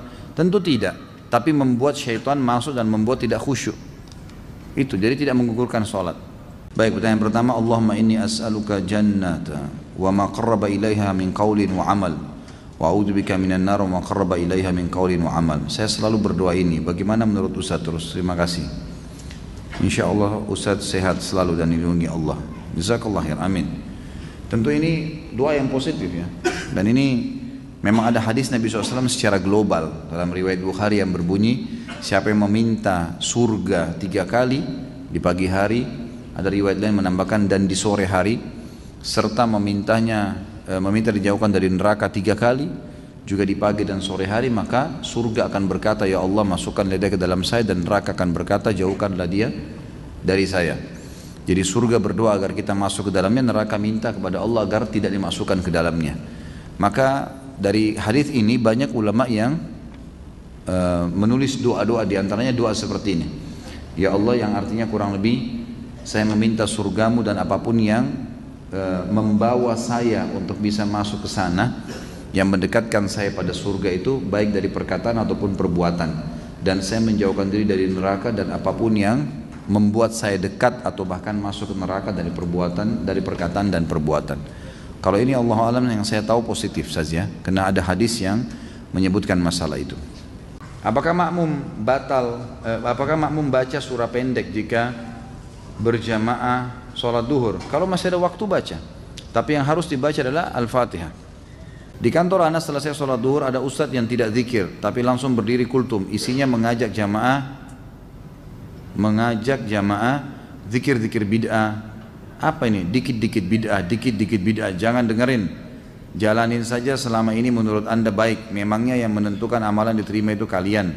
Kalau dikit-dikit bid'ah kita beribadah semakin terkekang. Bagaimana menyikapi ustadz yang seperti ini? Sementara saya mau tegur, cuma ilmu saya masih dangkal dan malas berdebat. Bagaimana membedakan ustadz yang syar'i? Ya tentu saja, ini tidak ada istilah ustadz syar'i ya. Ini istilah baru ini. Baik, kalau anda tidak punya ilmu jangan didebatin, tetap aja berzikir, gitu kan? Tetap berzikir, tetap anda jalankan sunnah Nabi SAW, sudah cukup insya Allah. Kalau tadi ditanya bagaimana membedakan ustadz, sebenarnya ustadz itu, kalau yang ustadz mengikuti sunnah Nabi tentu selalu punya dalil ya. Ini perkataan ini, firman Allah dalam surah ini kata Nabi SAW, jadi tidak pernah dari dia. Tidak ada pendapat pribadi. Umumnya, maaf, saya bukan mengatakan pengajian kita ini secara khusus, tapi di sini juga tadi anda dengar, setiap kali sampaikan sesuatu, biasa kita sampaikan ada dalilnya. Ini loh hadisnya, ini loh ayatnya, gitu kan? Jadi punya panduan, jadi bukan karangan-karangan dari kita sendiri. Jika dalam sholat duhur bacaannya sir, lalu makmum lupa baca Al-Fatihah, apakah sah sholat makmum? Yang lebih kuat pendapat tidak sah. Ya, kalau dia sengaja ya. Tapi kalau dia lalai, dia lupa, masih ada yang mengatakan mungkin ya, kalau dia lupa masih dibolehkan karena dianggap dia lalai. Tapi pendapat yang kuat itu tidak sah, nggak boleh dia tidak baca Al-Fatihah. Karena kata Nabi SAW, tidak ada sholat yang tidak membaca Al-Fatihah. Kata ulama ini masuk di sholat sir, ya, 4 rakaat duhur, 4 rakaat asar, 2 rakaat pertama, 2 rakaat kedua isya, dan 1 rakaat terakhir maghrib. Ini semua harus baca Al-Fatihah ini. Nggak boleh lalai, harus bisa membacanya, gitu kan. Saya sering melihat orang bergeser dari tempat awal melaksanakan sholat fardu pada saat akan melakukan sholat sunnah ba'diyah. Apakah ini merupakan adab sholat sunnah ba'diyah?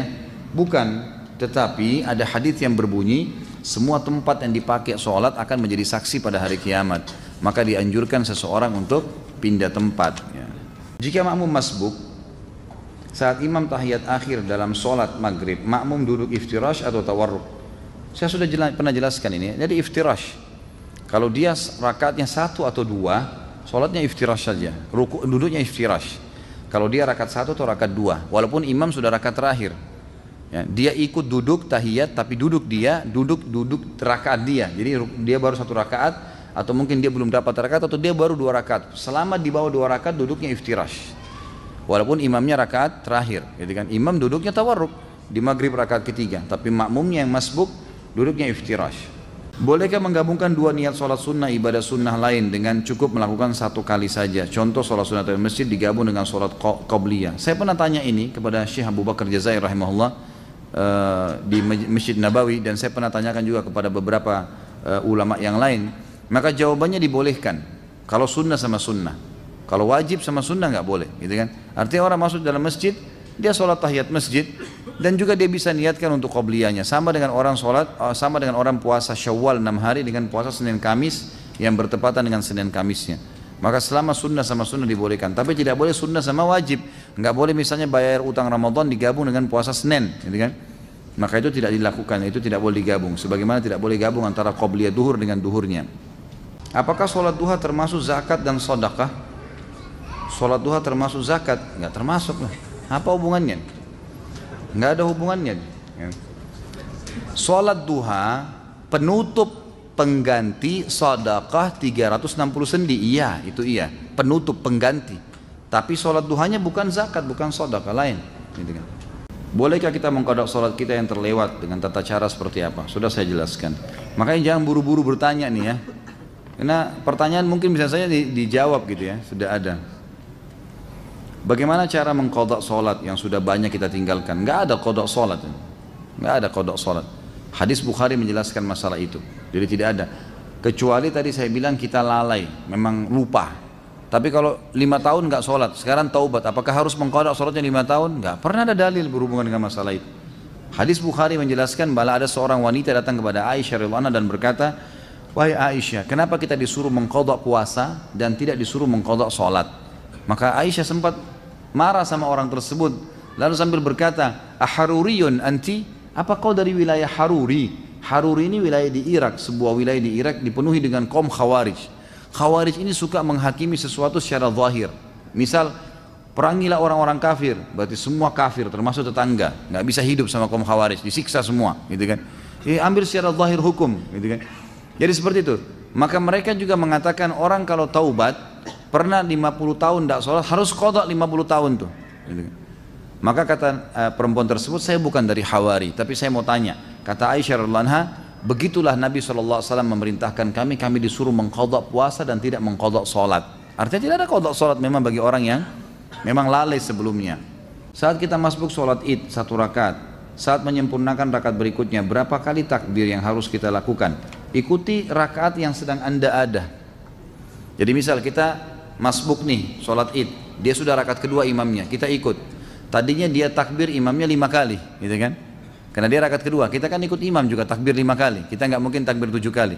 Rakaat kedua kita juga takbir 5 kali, sama saja. Karena kita mengikuti imam di rakaat pertama tadi, dia sudah ke rakaat kedua. Seperti kita kalau lagi sholat umumnya sholat lain, kita ikut imam sudah rakaat ketiga misalnya di sholat maghrib.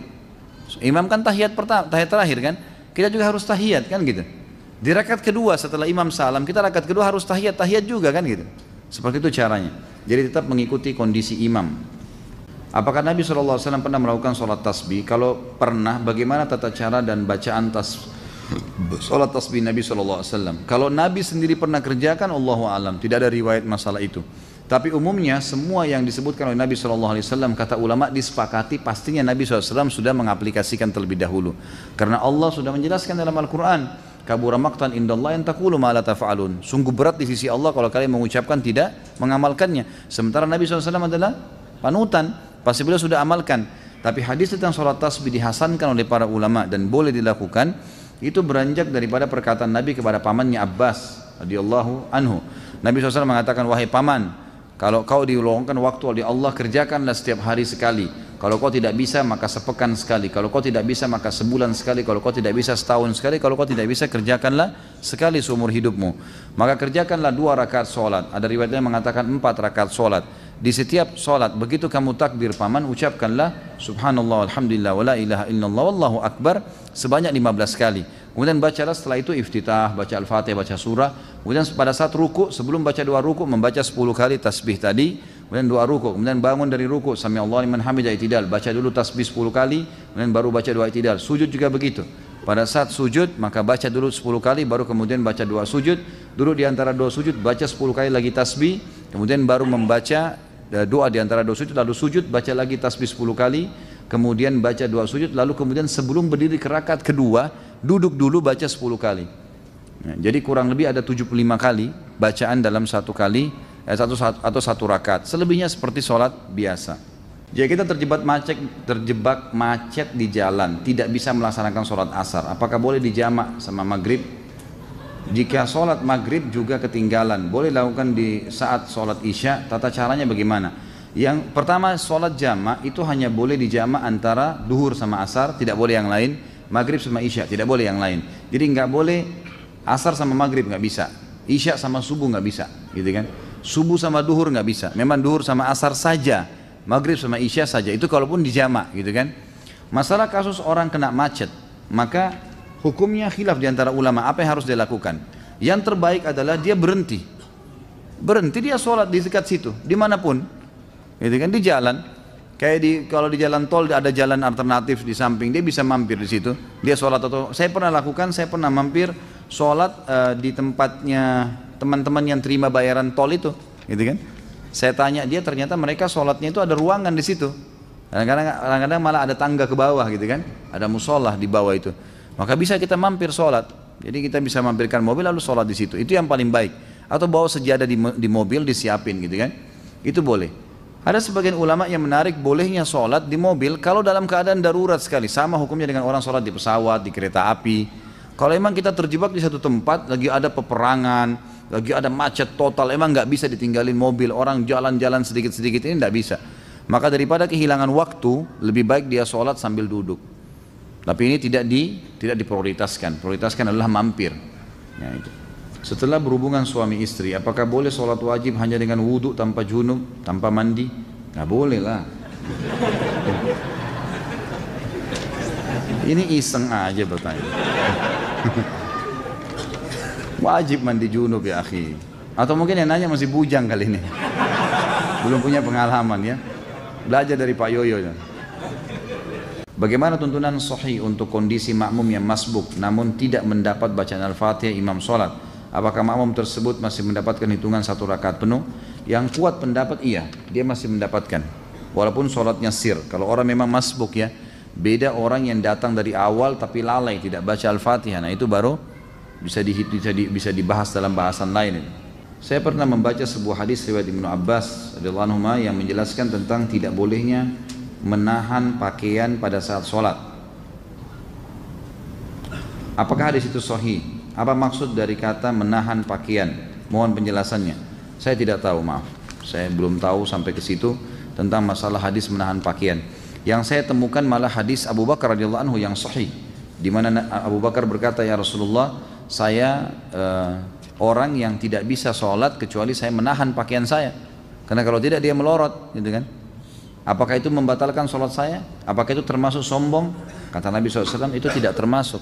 Ya, berarti di sini kan ada masalah kasus menahan, tapi saya tidak tahu kalau yang riwayat Ibnu Abbas ini.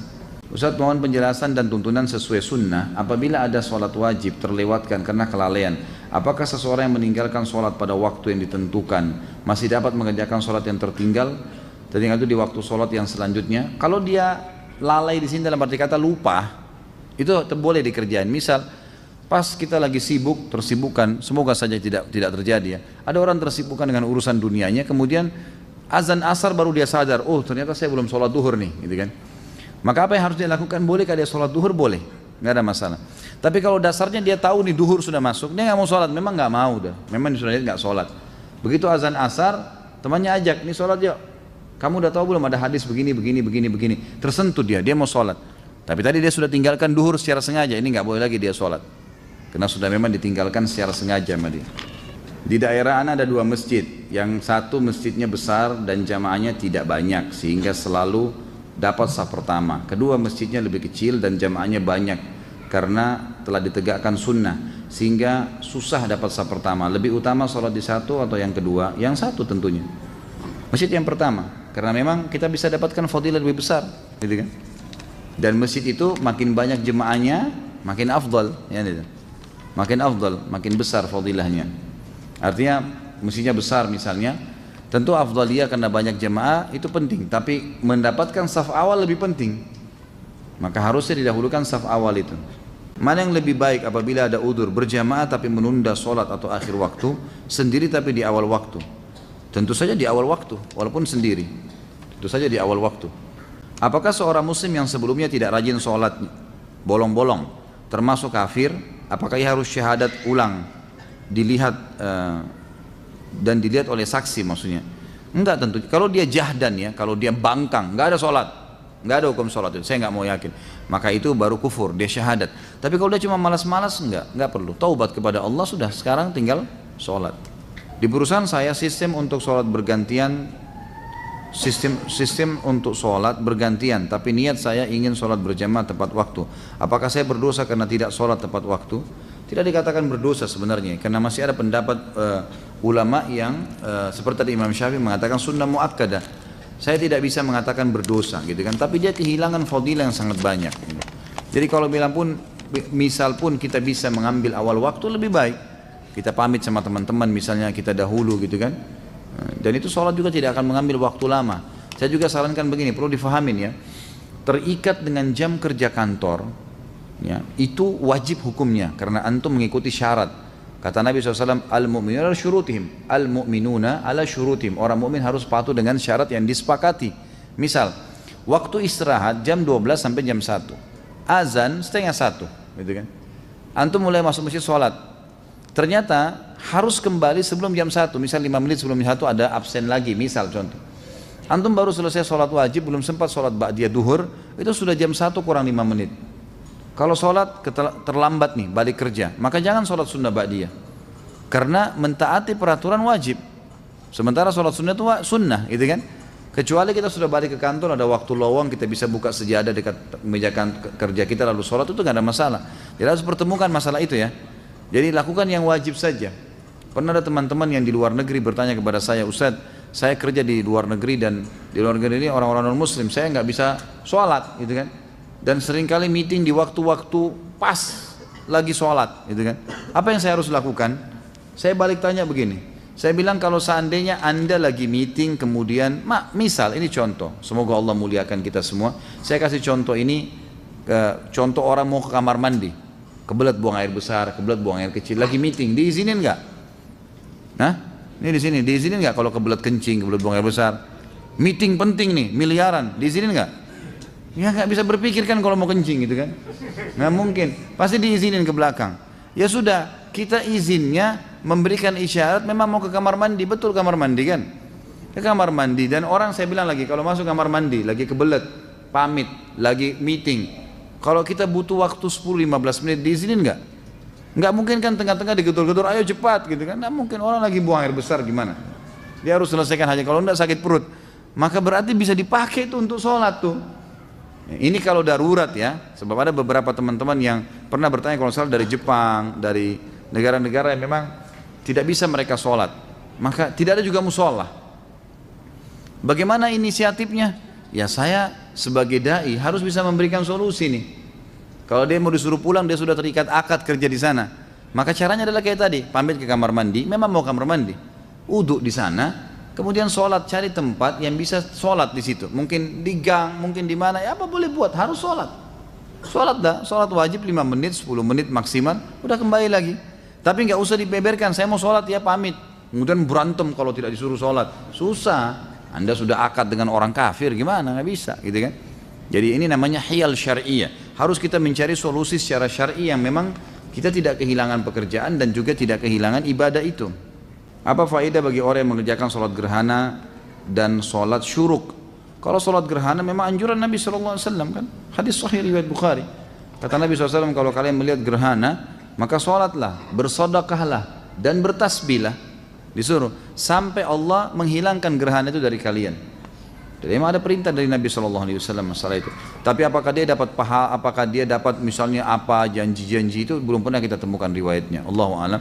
Tapi yang jelas dia dianjurkan untuk dilaksanakan. Perintah Nabi SAW ibadah.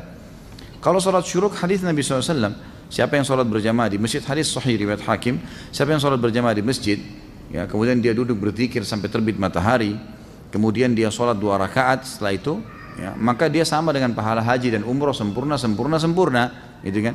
Ini dikatakan oleh para ulama sholat syuruk. Manakah yang lebih utama bagi seorang perempuan, sholat di musola, kantor, atau pergi ke masjid? Musola boleh.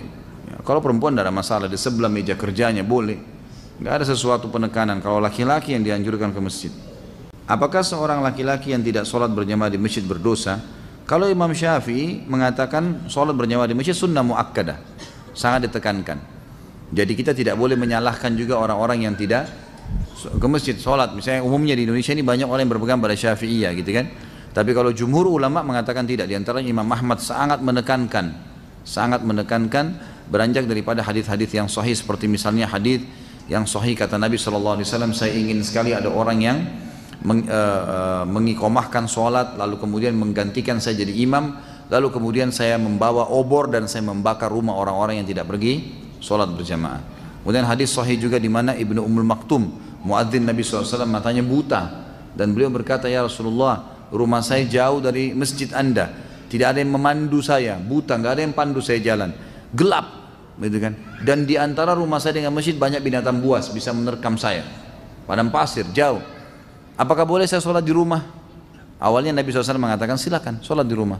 Setelah itu subhanallah turun wahyu menyampaikan. Ibnu Ummul Maktum sudah mau keluar, Nabi SAW mengatakan panggil orang itu. Dipanggil kembali, kata Nabi, apa kau dengar dengan telingamu azan? Atasma'un nida? Dia mengatakan iya ya Rasulullah. Kata Nabi, idzan ajib, kalau begitu jawab azan itu. Orang buta, nggak ada yang pandu, itu kan malah ditekankan. Jadi semestinya memang harusnya dijaga. Ya, dari pendapat ini ya, jumhur ulama diantara Imam Ahmad yang sangat menekankan berdosa kalau laki-laki tidak ada udzur nggak sholat di masjid, gitu kan. Ya kalaupun kita berpegang pada mazhab Syafi'iyah, kita mengatakan sunnah muakkadah, maka minimal antum kehilangan banyak sekali fadilah, pengangkatan derajat, pengampunan dosa, dapat istana di surga. Itu luar biasa, setiap pergi loh dapat satu istana, setiap pulang dapat istana. Ini bukan istana di Menteng atau di mana-mana, ini di surga, gitu kan. Hanya dengan ke masjid sholat, itu apa susahnya? Lawan tuh syaitan, jangan lemah terus. Ya. Bagaimana hukumnya sholat orang isbal? Apakah sah? Khilaf di antara ulama tentang sah atau tidaknya, gitu kan. Tapi yang jelas sudah pernah kita jelaskan di dalam dosa-dosa besar kita yang lalu ya, pernah ada penjelasan kalau ada hadis yang menjelaskan tidak sahnya atau disuruhnya mengulangi sholat orang yang tertutup mata kakinya oleh Nabi SAW, seseorang yang sedang datang. Bahkan Nabi SAW menyuruh mengulangi sama uduk dan sholatnya. Waktu ditanya oleh para sahabat, kenapa ya Rasulullah? Kata Nabi SAW, karena mata kakinya tertutup. Ada yang melemahkan hadis ini, ada yang menghasankannya, gitu kan? Khilaf di antara ulama. Tapi kalau saya pribadi, saya berpegang pada pendapat yang mengatakan memang batal sholatnya. Ya. Apakah zikir setelah sholat boleh dikerjakan sambil berjalan keluar masjid karena ada keperluan? Boleh saja, nggak ada masalah. Tapi antum kehilangan ya, doa malaikat. Karena hadis Nabi SAW, siapa yang habis selesai sholat tidak berdiri dari mushollahnya, tidak berbicara dengan orang di sebelahnya, tidak membatalkan wudhunya, sambil berzikir dia lagi duduk di situ, gitu kan? Dan ini saya sering sarankan para ikhwah yang hadir di pengajian saya, agar jangan pindah tempat pun, mundur ke belakang pun jangan, biarin di tempat situ saja, zikir dulu. Karena pekah sekali hadis ini ya, siapa yang tidak pindah dari mushollahnya, ya, tidak berdiri dari mushollahnya, siapa yang tidak membatalkan wudhu dan tidak berbicara dengan orang di sebelahnya, maka malaikat di atas kepalanya mendoakan, ya Allah ampuni dia, ya Allah rahmati dia, sampai dia melanggar 3 hal tadi. Ini kehilangan. Makanya para ulama mengatakan biasanya syaitan menghiasi ya, atau mengingatkan macam-macam pekerjaan kita sehingga kita terlewatkan dari doa malaikat ini. Maka jangan disia-siakan. Saya pernah zikir ikhwah dan akhwat sekalian, pelan-pelan sekali zikir habis sholat itu 7 menit maksimal. 7 menit, 8 menit itu sudah selesai. Jadi cuma syaitan yang membebankan kita itu. Apakah ada hukum had untuk orang yang meninggalkan sholat? Ada, jelas. Kalau dia meninggalkan secara malas, hukumnya had, dihukum. Dan Imam Syafi'i mengatakan tergantung pemerintahnya setempat. boleh memenjarahnya, boleh mencambuknya, gitu kan. Tapi yang jelas harus ditakzir. Takzir itu dihukum dengan berat dan tidak boleh dibiarkan ada di lingkungan kaum muslimin orang yang tidak sholat, wajib terutama ya. Jadi tidak boleh sama sekali. Apakah seseorang yang telah mencapai dosa kufur, lalu tiba-tiba dia bertobat atas hidayah Allah, kemudian dia mengerjakan sholat tapi belum mengulangi syahadat, apakah sholatnya sah dan diterima oleh Allah Subhanahu Wa Taala? Nggak bisa. Kufur itu syaratnya untuk kembali ke Islam harus syahadat. Jadi dia kalau sholat dianggap orang kafir sedang sholat, nggak diterima sama Allah. Harus syahadat. Gimana caranya? Itu syaratnya, karena dia sudah kufur. Bagaimana hukumnya bersedekap melipat tangan kembali sesudah bangun dari ruku? Tadi kan sudah saya jelaskan ya. Boleh saja, gitu kan? Bersedekap pada saat bangun dari ruku. Sami Allah liman hamida. Saya sudah sebutkan tadi kan, khilaf di antara ulamanya. Jadi boleh kembali ke dada, boleh kembali ke sebelah paha kita. Apakah ada bacaan atau doa yang diajarkan oleh Rasulullah SAW pada saat berwudu seperti doa ketika membasuh muka, tangan dan lainnya? Yang saya tahu doa yang dibaca adalah pada saat mau mulai wudu, itu hadis Bukhari, membaca Bismillah pada saat mau memulainya, gitu kan? Bahkan Syekh Jibril mewajibkan masalah itu, mengatakan harusnya seseorang membaca Bismillah. Beranjak daripada hadis, janganlah seseorang kalian bersuci kecuali sudah memulainya dengan basmalah, gitu kan? Kemudian nanti selesai wudu baru membaca 2 kalimat syahadat, beranjak daripada hadis Bukhari yang berbunyi siapa yang selesai wudu kemudian dia membaca asyhadu an la ilaha illallah wahdahu la syarikalah wa asyhadu anna muhammadan abduhu wa rasuluh, ini hadis Bukhari Muslim, maka Allah akan membukakan baginya 8 pintu surga, dia bisa minta yang mana dia mau masuki, gitu kan. Begitu pula ada hadis yang lain riwayat Tirmidzi menambahkan ditambah doa Allahumma ja'alni minat tawwabin wa ja'alni minal mutatahhirin, ya Allah jadikanlah aku orang yang selalu bertaubat dan juga orang yang selalu bersuci, gitu kan. Jadi dari hadis ini yang kita tahu ada doa di awal, ada doa di akhir. Kalau di pertengahan, Allah alam saya tidak pernah dapatkan riwayatnya. Secara pribadi ya, saya pribadi. Jadi kalau anda mendapatkan riwayatnya silahkan anda amalkan. Tapi saya pribadi belum pernah menemukan kecuali di awal dan akhir saja. Apakah pahala sholat jamaah di masjid sama besar dengan jika kita sholat jamaah semisal di rumah atau di tempat lain? Tentu berbeda. Tentu berbeda. Fadilah ke masjid ada sendiri. Kalau di tempat lain tidak ada fadilah melangkah ke masjid. Ya, kata Nabi SAW, setiap kali orang melangkah, maukah saya tunjukkan kalian amal yang paling banyak menggugurkan dosa dan meninggikan derajat? Kata para sahabat, tentu ya Rasulullah. Kata Nabi SAW, berwudu di waktu-waktu genting, di waktu-waktu yang malas kita wudu, seperti mau tidur, gitu kan? Habis berhubungan biologis, mau tidur atau mau mengulanginya dianjurkan wudu dulu, atau di musim dingin, ya kan? Atau menjaga wudu, batal wudu lagi. Ini justru pahalanya besar nih. Dan banyaknya langkah kaki menuju ke masjid, ya kan? Berarti melangkah kaki saya sudah ada pahala. Hadis yang lain juga riwayat Bukhari Muslim, kata Nabi SAW, setiap kali orang melangkah ke masjid, 1 langkah mengampuni dosa, 1 langkah mengangkat derajatnya. Ini enggak ada di tempat lain, harusnya di masjid, gitu kan.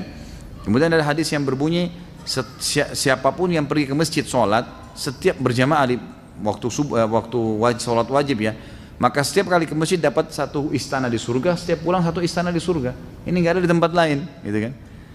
Tinggal tentang masalah jamaahnya 25 kali lipat dapat pahala, itu sama. Itu sama, karena hadis Nabi SAW menjelaskan sholat berjamaah sama saja mendapatkan pahala 25 kali lipat itu dan diangkat 27 derajat. Allahu a'lam. Apakah boleh mengerjakan sholat witir bertepatan dengan berkumandangkannya azan subuh? Karena saat mengerjakan tahajud waktunya sudah sangat dekat dengan waktu subuh, sementara saya belum sholat witir. Pertama sekali saya sarankan, antum sholat witir seperti sekarang nih, ba'da isya, gitu kan? Itu lebih baik. Nah, itu lebih baik. Dan nanti kecuali kalau antum memang sudah terbiasa bangun jam 2, setengah 3, masih panjang jeda waktu menjelang subuh, itu baru. Kalau enggak, saran saya jangan tinggalkan witir sebelum tidur. Nah, baik sebelum tidur atau habis dia isya langsung sholat witir. Itu sudah disepakati oleh para ulama, berangkat daripada hadis Bukhari, di mana sahabat-sahabat menyampaikan diantaranya ya Abu Hurairah anhu yang mengatakan, saya diwasiatkan kepada saya 3 hal yang saya tidak pernah tinggalkan selama hidup saya: puasa 3 hari setiap bulan, 2 rakaat sholat duha, dan saya tidak pernah tidur kecuali saya sudah witir. Agar antum tidak mengejar di malam hari kecuali sholat tahajud, gitu kan. Pertanyaan tadi, bolehkah sholat witir sementara azan dikumandangkan? Boleh jawabannya. Hadis Bukhari menjelaskan masalah itu. Bahwasanya Nabi SAW mengatakan, kalau kalian dengarkan azan, segeralah berwitir. Segeralah berwitir. Artinya masih boleh kan? Bahkan ada pendapat ulama mengatakan kalau jeda antara azan dan iqamah subuh masih panjang, seperti Masjid Haram misalnya, 20 menit, 25 menit baru iqamah. Sementara antum sudah terbiasa kerjakan sholat tahajud dan itu kebablasan sampai azan subuh baru bangun. Boleh mengerjakannya antara azan iqamah subuh. Karena itu bukan waktu yang dilarang untuk sholat. Kalau sudah iqamah subuh waktu dilarang sholat, nggak boleh. Berarti di sini pendapat ulama mengatakan masih boleh mengerjakan sunnah-sunnah antara azan dan iqamah subuh, gitu kan? Jadi ini termasuk yang bisa diambil pelajaran dari situ tadi. Semoga Allah senantiasa memberkahi Ustaz Khalid beserta keluarga dan kita semua yang hadir di majelis ilmu ini. Amin. Mudah-mudahan jazakallah khair atas doanya. Sholat sunnah afdalnya dikerjakan di rumah. Saya biasa mengerjakan sholat sunnatul fajr di rumah. Namun masjid di tempat saya, jarak antara azan dan iqamah hanya sebentar. Saya terkadang ketinggalan takbiratul ihram bersama imam, tapi tetap dapat rakaat pertama. Sebaiknya saya sholat sunnah di rumah atau di masjid? Di masjid, gitu kan? Di masjid. Jangan antum kejar ikan teri, ikan paus lewat ini. Ada. Sholat sunnatul fajr itu ikan teri dibandingkan sholat subuh. Itu ikan pausnya, gitu kan? Jadi jangan ketinggalan, sholat di masjid tidak masalah. Kan lebih afdal kalau sholat di rumah, kalau sholat sunnah kan gitu lebih afdal. Jadi jangan sampai mengejar afdaliyah sunnah, ketinggalan fadilah yang besar dari sholat wajib. Karena mulai Allahu Akbar imam, kita juga Allahu Akbar, itu sudah dicatat pahala tuh. Jadi itu ada fadilah, jangan ketinggalan itu. Bahkan kalau perlu kita masuk masjid sudah mau iqamah, ya sudah kita sholat subuh gitu kan. Nanti sunnatul fajrnya ulama berpendapat mengatakan sunnatul fajr pernah dikerjakan oleh Nabi SAW setelah terbit matahari. Itu dibolehkan bagi orang yang sudah rutin mengerjakannya. Kalau dia ketinggalan, sudah masuk masjid subuh sudah iqamah, dia sholat subuh kemudian nanti dia setelah terbit matahari sebelum duha, dia boleh mengerjakan sunnatul fajr yang ketinggalan itu. Bagaimana anda menyikapi setiap akan sholat pasti ingin sekali buang angin? Apa anda harus diruqyah? Gimana kira-kira? Ruqyah boleh, silahkan ruqyah. Mungkin waswas syaitan, itu waswas syaitan ya, harus dilawan. Dan cara yang efektif adalah jangan biasakan buang angin. Emang betul. Jadi orang yang biasa tidak bisa tahan buang angin itu karena beranjak dari apa? Kebiasaan dia. Dia udah biasa, mungkin di depan teman-temannya kadang-kadang bercanda, memang dia gangguin mereka, gitu kan? Emang gitu, dia sering iseng. Nah, akhirnya sudah terbiasa, gitu kan? Jadi itu menjadi hal yang selalu kayak orang yang terbiasa, ngupil, orang yang biasa korek kuping, jadi karena dia jadikan kebiasaan, jadi terbiasa, sama dengan itu. Kalau orang yang tidak membiasakan dirinya untuk ngeluarin angin, insya Allah tidak keluarin angin kecuali pada waktu memang dibutuhkan, kan gitu. Jadi memang ini harus diubah dari cara itu dulu, pola itu. Dan ini subhanallah juga tidak baik ya, sebaiknya memang ditinggalkan. Jadi ini insya Allah dengan cara antum terapi diri supaya jangan sampai sering mengeluarkan angin, terutama dengan mengolok-olok gitu kan, ada bercanda, termasuk juga di depan pasangan misalnya. Lebih baik kita menjaga itulah, kecuali darurat sekali ya, kecuali darurat. Kalau ruqyah saya sarankan silakan ruqyah, bisa jadi was-was juga, syaitan bisa terjadi. Ketika zikir setelah sholat, kemudian ada orang yang mengucapkan salam kepada kita lalu kita membalasnya sehingga zikir setelah sholat kita terpotong, apakah kita harus mengulangi zikir tersebut atau lanjutkan? Lanjutkan saja, tidak ada masalah. Nabi SAW pernah melakukan hal tersebut. Jadi pernah beliau SAW dalam hadis Bukhari selesai sholat ya, asar, tiba-tiba beliau langsung dengan cepat sekali, begitu salam lagi zikir, berdiri dengan sangat cepat melewati para sahabat. Sampai para sahabat yang meriwayatkan hadis ini berkata, kami heran dengan kecepatan Nabi SAW dalam cepatnya gerakan Nabi SAW itu. Maka setelah itu pun, setelah beberapa saat Nabi SAW balik lagi dan duduk lagi, berzikir lagi. Lalu salah seorang di antara kami bertanya, ya Rasulullah, ada apa? Kata Nabi SAW, tadi saya tiba-tiba teringat di rumah saya ada kurma sedekah yang sudah saya niatkan mau keluarkan. Maka saya tidak ingin itu tertunda. Maka saya pun segera mengeluarkannya lalu kemudian saya balik berzikir. Jadi ulama mengambil daripada hadis ini, bolehnya orang kalau habis sholat, berzikir habis sholat, itu kalau ada sesuatu yang wajib baginya atau sesuatu yang darurat, dia boleh memotongnya seperti menjawab salam gitu kan, seperti misalnya turun hujan tiba-tiba dia harus pindah karena kena air atau apalah ya yang harus memindahkan dia, maka dia boleh pindah dan kemudian dia melanjutkan zikirnya. Ustaz, apakah boleh saf sholat diisi oleh, mohon maaf, orang yang terkena Down syndrome? Secara fisik dia sudah balik, tetapi ketika sholat orang tersebut sering mendahului imam dan gerakan sholatnya tidak berurutan. Tentu kalau dia sengaja atau memang dia ada kelainan jiwa atau apa, ini sebaiknya memang di masjid itu ada tim khusus yang mengatur ya. Jadi orang-orang seperti ini kalaupun dalam kondisi dia tidak sadar, dia tidak tahu hukum atau dia dalam kondisi gila misalnya, maka dia dibolehkan untuk keluar dari saf muslimin. Karena dia pun mengerjakan, dia bebas hukum, dia tidak ada taklif kan gitu. Tapi kalau memang dia hanya melakukannya karena tidak bisa tahan, karena memang masalahnya adalah sakit kakinya, dia akhirnya harus melakukan mendahului imam, maka solusinya kata ulama adalah dia boleh mengerjakan sholat sambil duduk. Cari inisiatif yang dia tidak mendahului imam. Karena kalau dia dahului imam tetap kena ancaman ya. Nabi SAW mengancam, siapa yang mendahului imam maka bisa saja Allah mengubah wajahnya menjadi wajah keledai. Hadis sahih riwayat Imam Ahmad masalah itu. Jadi sebagai ini ada pengurus masjid, dan saya sarankan pengurus masjid ini bisa lebih jeli melihat adanya orang-orang yang seperti ini, ada gangguan jiwa, ada orang yang sakit. Kalau di masjid-masjid di Saudi itu sudah biasa sekali kursi-kursi disiapin tuh. Di masjid itu banyak kursi. Jadi orang-orang tua yang tidak mampu untuk berdiri lama maka diambil kursi dan mereka sholat sambil duduk di saf. Itu sudah umum di Masjid Nabawi, di Masjid Haram itu banyak sekali. Pendapat yang paling kuat pada makmum membaca Al-Fatihah atau tidak di belakang imam, yang disepakati oleh para ulama, yang saya sebutkan dulu yang disepakati ya. Yang disepakati adalah kalau sholatnya sir, tidak ngerasin suara, seperti misalnya duhur, asar, kemudian rakaat ketiga maghrib dan 2 rakaat terakhir isya, gitu kan? Ini namanya sholat sir, kecilin suara. Maka wajib makmum membaca Al-Fatihah. Wajib makmum membaca Al-Fatihah, gitu kan? Kecuali dalam keadaan ini khilaf ulama, bagaimana kalau dia baru membaca Ar-Rahmanir Rahim, Maliki Yaumiddin, imamnya Allahu Akbar ruku. Apa yang dia harus lakukan? Jumhur ulama mengatakan ikuti imam. Karena dia sudah berijtihad, dia sudah baca, gitu kan? Tapi tidak selesai, sama dengan orang masbuk, baru Allahu Akbar, imamnya kita baru baca 2 Al-Fatihah sudah ruku. Apa yang harus kita lakukan? Jumhur mengatakan ruku saja. Imam Syafi'i mengatakan tidak, harus dia baca. Nggak bisa. Dan dia boleh ketinggalan untuk mengejar Al-Fatihah sampai 3 gerakan kalau dalam mazhab Syafi'iyah, gitu kan? 3 gerakan artinya ruku, sami Allahu hamidah, sampai sujud pertama. Nah itu dia boleh tetap menyelesaikan Al-Fatihahnya lalu dia mengejar imam, karena pentingnya masalah Al-Fatihah ini. Tapi kalau sholatnya jahar, ngerasin suara, subuh 2 rakaat pertama maghrib, gitu kan? 2 rakaat pertama isya, maka ini hukumnya jumhur mengatakan tidak ada bacaan bagi makmum kecuali imam memberikan jeda waktu.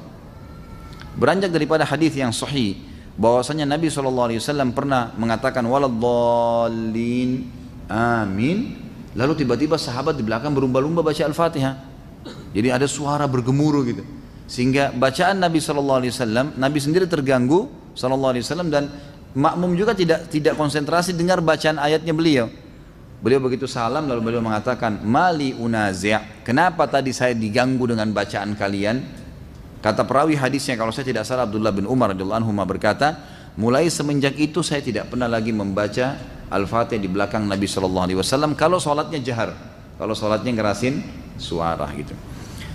Ulama-ulama seperti Imam Syafi'i rahimahullah melihat bahwasanya orang yang membaca Al-Fatihah baik sholatnya jahar, kerasin suara atau sir, itu wajib. Beranjak daripada hadis Nabi SAW yang berbunyi, tidak ada sholat bagi orang yang tidak membaca Al-Fatihah. Maka beliau tidak membedakan antara sholat berjamaah atau sholat sendiri. Ya, kalau sholat sendiri mutlak harus baca ya, tidak boleh sama sekali tinggalkan Al-Fatihah. Batal sholatnya kalau tinggalkan Al-Fatihah. Kalau sholat berjamaah, sebagaimana saya sebutkan tadi, khilaf diantara ulama itu. Imam Syafi'i semuanya, mau sholatnya jahar atau sir, semuanya harus membaca Al-Fatihah. Allahu alam, kalau kita simpulkan, kalau saya simpulkan dari pendapat-pendapat ulama ini, saya melihat kalau seandainya imamnya membaca Al-Fatihah dengan suara keras, jelas, ya, kita dengar ya, kita dengar. Seperti sekarang ada mic. Lain kalau mati lampu gelap, tidak kedengaran suara atau kita terlalu jauh dari imam, itu lain. Walaupun sholat jahar tetap wajib baca Al-Fatihah tuh, karena kita tidak dengar. Karena memang Allah berfirman, umumnya ulama berpegang pada ayat ini, a'udzubillahi minasyaitonirrajim, fa idza quri'al qur'anu fastami'u lahu wa ansitu. Kalau Al-Qur'an dibacakan, dengarkan baik-baik dan ya telitilah, jelihlah. Berarti kasusnya adalah kalau dengar. Kalau dengar kita nggak boleh berkata yang lain, gitu kan? Nah, kalau imam sholat jahar, maghrib misalnya, tapi mati lampu, kita di saf ke-5 atau ke-6, ke-7 ke belakang, nggak dengar. Atau sholat di belakang perempuan tidak dengar sama sekali, mereka tetap baca Al-Fatihah selama tidak dengar. Tapi kalau mereka dengar Al-Fatihah itu seperti tadi imam kita Masya Allah membaca misalnya, kita dengar, dan pada saat mengatakan waladhdallin, kemudian semua mengatakan amin, begitu selesai amin imamnya baca langsung surah. Nah ini Allahu alam, yang lebih dekat pendapat ulama mengatakan tidak lagi baca Al-Fatihah, kembali kepada hadis ya, bacaan imam adalah bacaan makmum. Itu sudah ada hadis yang menjelaskan masalah itu. Tapi kalau imamnya jeli dan dia lebih faham masalah fikih menjadi imam, adalah setelah waladhdallin amin, imamnya diam jeda 7 ayat Al-Fatihah. Maka pada saat itu makmum silakan baca, gitu kan? Dia membacanya. Jadi ini tinggal tergantung bagaimana kondisi imam memberikan dia kesempatan. Allahu a'lam. Jika imam pada saat sholat maghrib pada rakaat kedua lupa tahiyat awal dan makmum mengingatkan dengan kalimat subhanallah, lalu imam turun tahiyat, apakah makmum harus sujud sahwi sebelum dan sesudah salam? Kalau imamnya sujud sahwi maka ikut semuanya. Kalau imamnya tidak sujud sahwi maka tidak perlu ikut sujud sahwi, gitu kan? Dan sujud sahwi ini teman-teman sekalian dilakukan kalau seseorang lagi sholat, kan sahwi itu artinya lalai ya, kelalaian. Itu kalau antum sudah pindah ke gerakan yang setelahnya. Misal kita pas sujud ternyata satu kali aja sujud, gitu kan? Tiba-tiba kita berdiri, subhanallah, pas kita duduk untuk berdiri ke rakaat yang setelahnya, kita teringat kayaknya tadi sujudnya baru satu kali nih, lalu kita sujud lagi, ini nggak butuh sujud sahwi. Tapi kalau antum sudah sempat berdiri, artinya sudah pindah ke gerakan yang setelahnya sudah sempurna, baru teringat ini aja sujud sahwi. Ini aja sujud sahwi. Sujud sahwi juga dengan dua cara, ada yang dikerjakan sebelum salam, ada yang dikerjakan sudah salam. Kalau gerakan-gerakan yang keliru dalam sholat, lalai, lupa, gitu kan, teringat sebelum salam, misal antum pas rakaat keempat ragu, ini 4 atau 3 ya, lalu antum tambah 1 rakaat, karena kalau kita ngingat ya, ragu 3 atau 4, kita cari rakaat yang paling sedikit, ambil 3 misalnya. Kata Nabi SAW, kalau kalian lupa 3 atau 4, pilihlah 3, karena kalau seandainya pun dia sholat lebih 5, maka 4 rakaatnya sudah terpenuhi. Tapi kalau dia pilih yang ya lebih banyak, dia anggap 4 ternyata kurang baru 3, maka akan kurang sholatnya. Jadi kan kita dianjurkan memilih jumlah yang lebih sedikit. Nah kalau teringat seperti ini sebelum salam, maka sujud sahwinya sebelum salam. Setelah baca tahiyat selesai, sujudlah 2 kali dan bacaannya adalah bacaan-bacaan sujud. Ya, boleh juga ada bacaan khusus seperti misalnya bacaan yang dibaca sebenarnya dalam sujud juga ya. Ya Allah, Allahumma laka sajadtu wa bika amantu wa laka aslamtu dan seterusnya. Itu ada doanya sendiri, bisa kembali kepada buku rujukan. Kemudian boleh juga membaca bacaan sujud, tetapi di antara 2 sujud tidak ada bacaan apa-apa. Sujud sahwi ya, sujud saja baca bacaan sujud kemudian duduk sebentar lalu sujud lagi. Jadi tidak membaca lagi Rabbighfirli warhamni dan seterusnya, gitu kan? Setelah itu berdiri baru salam sholat. Imam lakukan ini, Anda juga harus lakukan walaupun imamnya yang lupa tadi, gitu kan? Karena kita kalau sholat berjamaah berbeda. Innama ju'ilal imam liyutamma bihis sholah, kata Nabi SAW. Imam dijadikan untuk menyempurnakan sholat seseorang atau pengikutnya. Kalau seandainya antum sudah bubar sholat, ini sudah selesai sholat, salam, begitu kita lagi zikir ada di belakang kita tepuk, akhi, ukhti, kayaknya tadi rakaat anda ini kurang 1. Tadi kayaknya ikut sama saya ini sama-sama. Saya masbuk 2 rakaat, anda juga tadi 2 rakaat, tapi kenapa anda cuma tambah 1 rakaat? Kita diingatkan, lalu kita ingat, oh begitu ya, baik. Langsung berdiri pada saat itu. Berdiri tambah 1 rakaat. Lalu sampai salam, selesai salam baru sujud sahwi. Sujud sahwinya setelah salam, karena ingatnya juga setelah salam. Dan ini beranjak daripada hadis Bukhari. Nabi SAW pernah sholat asar 2 rakaat salam. Maka para sahabat diam semua, nggak ada yang nyaut. Tapi mereka bimbang, kok jadi 2 rakaat asar nih, gitu kan? Sampai Nabi SAW berzikir, Nabi SAW tidak ingat rupanya. Sampai berzikir, habis selesai zikir, tradisi Nabi SAW habis zikir, langsung berdiri pergi ke pintu masjid, lalu menunggu sahabat-sahabat yang mengeluh. Atau yang menyampaikan apa sesuatu permintaan dan seterusnya. Ada satu sahabat mendekati mengatakan, ya Rasulullah, apakah turun wahyu? Ada wahyu baru turun mengubah asar jadi 4 menjadi 2, gitu kan?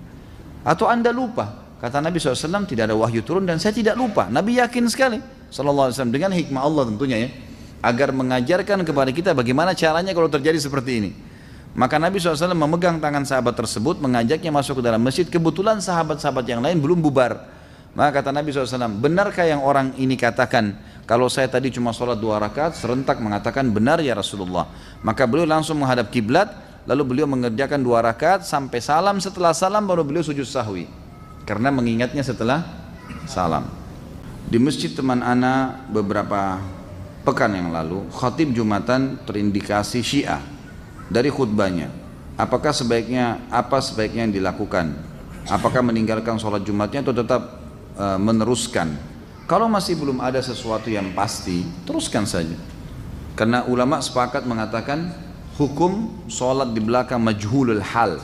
Majhulul hal itu orang yang tidak jelas statusnya, itu sah, hukumnya sah. Kalau kita tidak tahu ya, kalau kita tahu orang itu musyrik, orang itu memang dasarnya sudah murtad, atau memang orang yang sudah terindikasi akidahnya rusak, dan kita tahu, maka itu baru kita tidak boleh sholat di belakangnya, cari tempat lain. Tapi kalau kita tidak tahu, maka hukumnya kembali kepada hukum asal ya. Jadi tidak perlu meninggalkan, cukup ya, kerjakan saja kembali, atau dianggap sah insya Allah.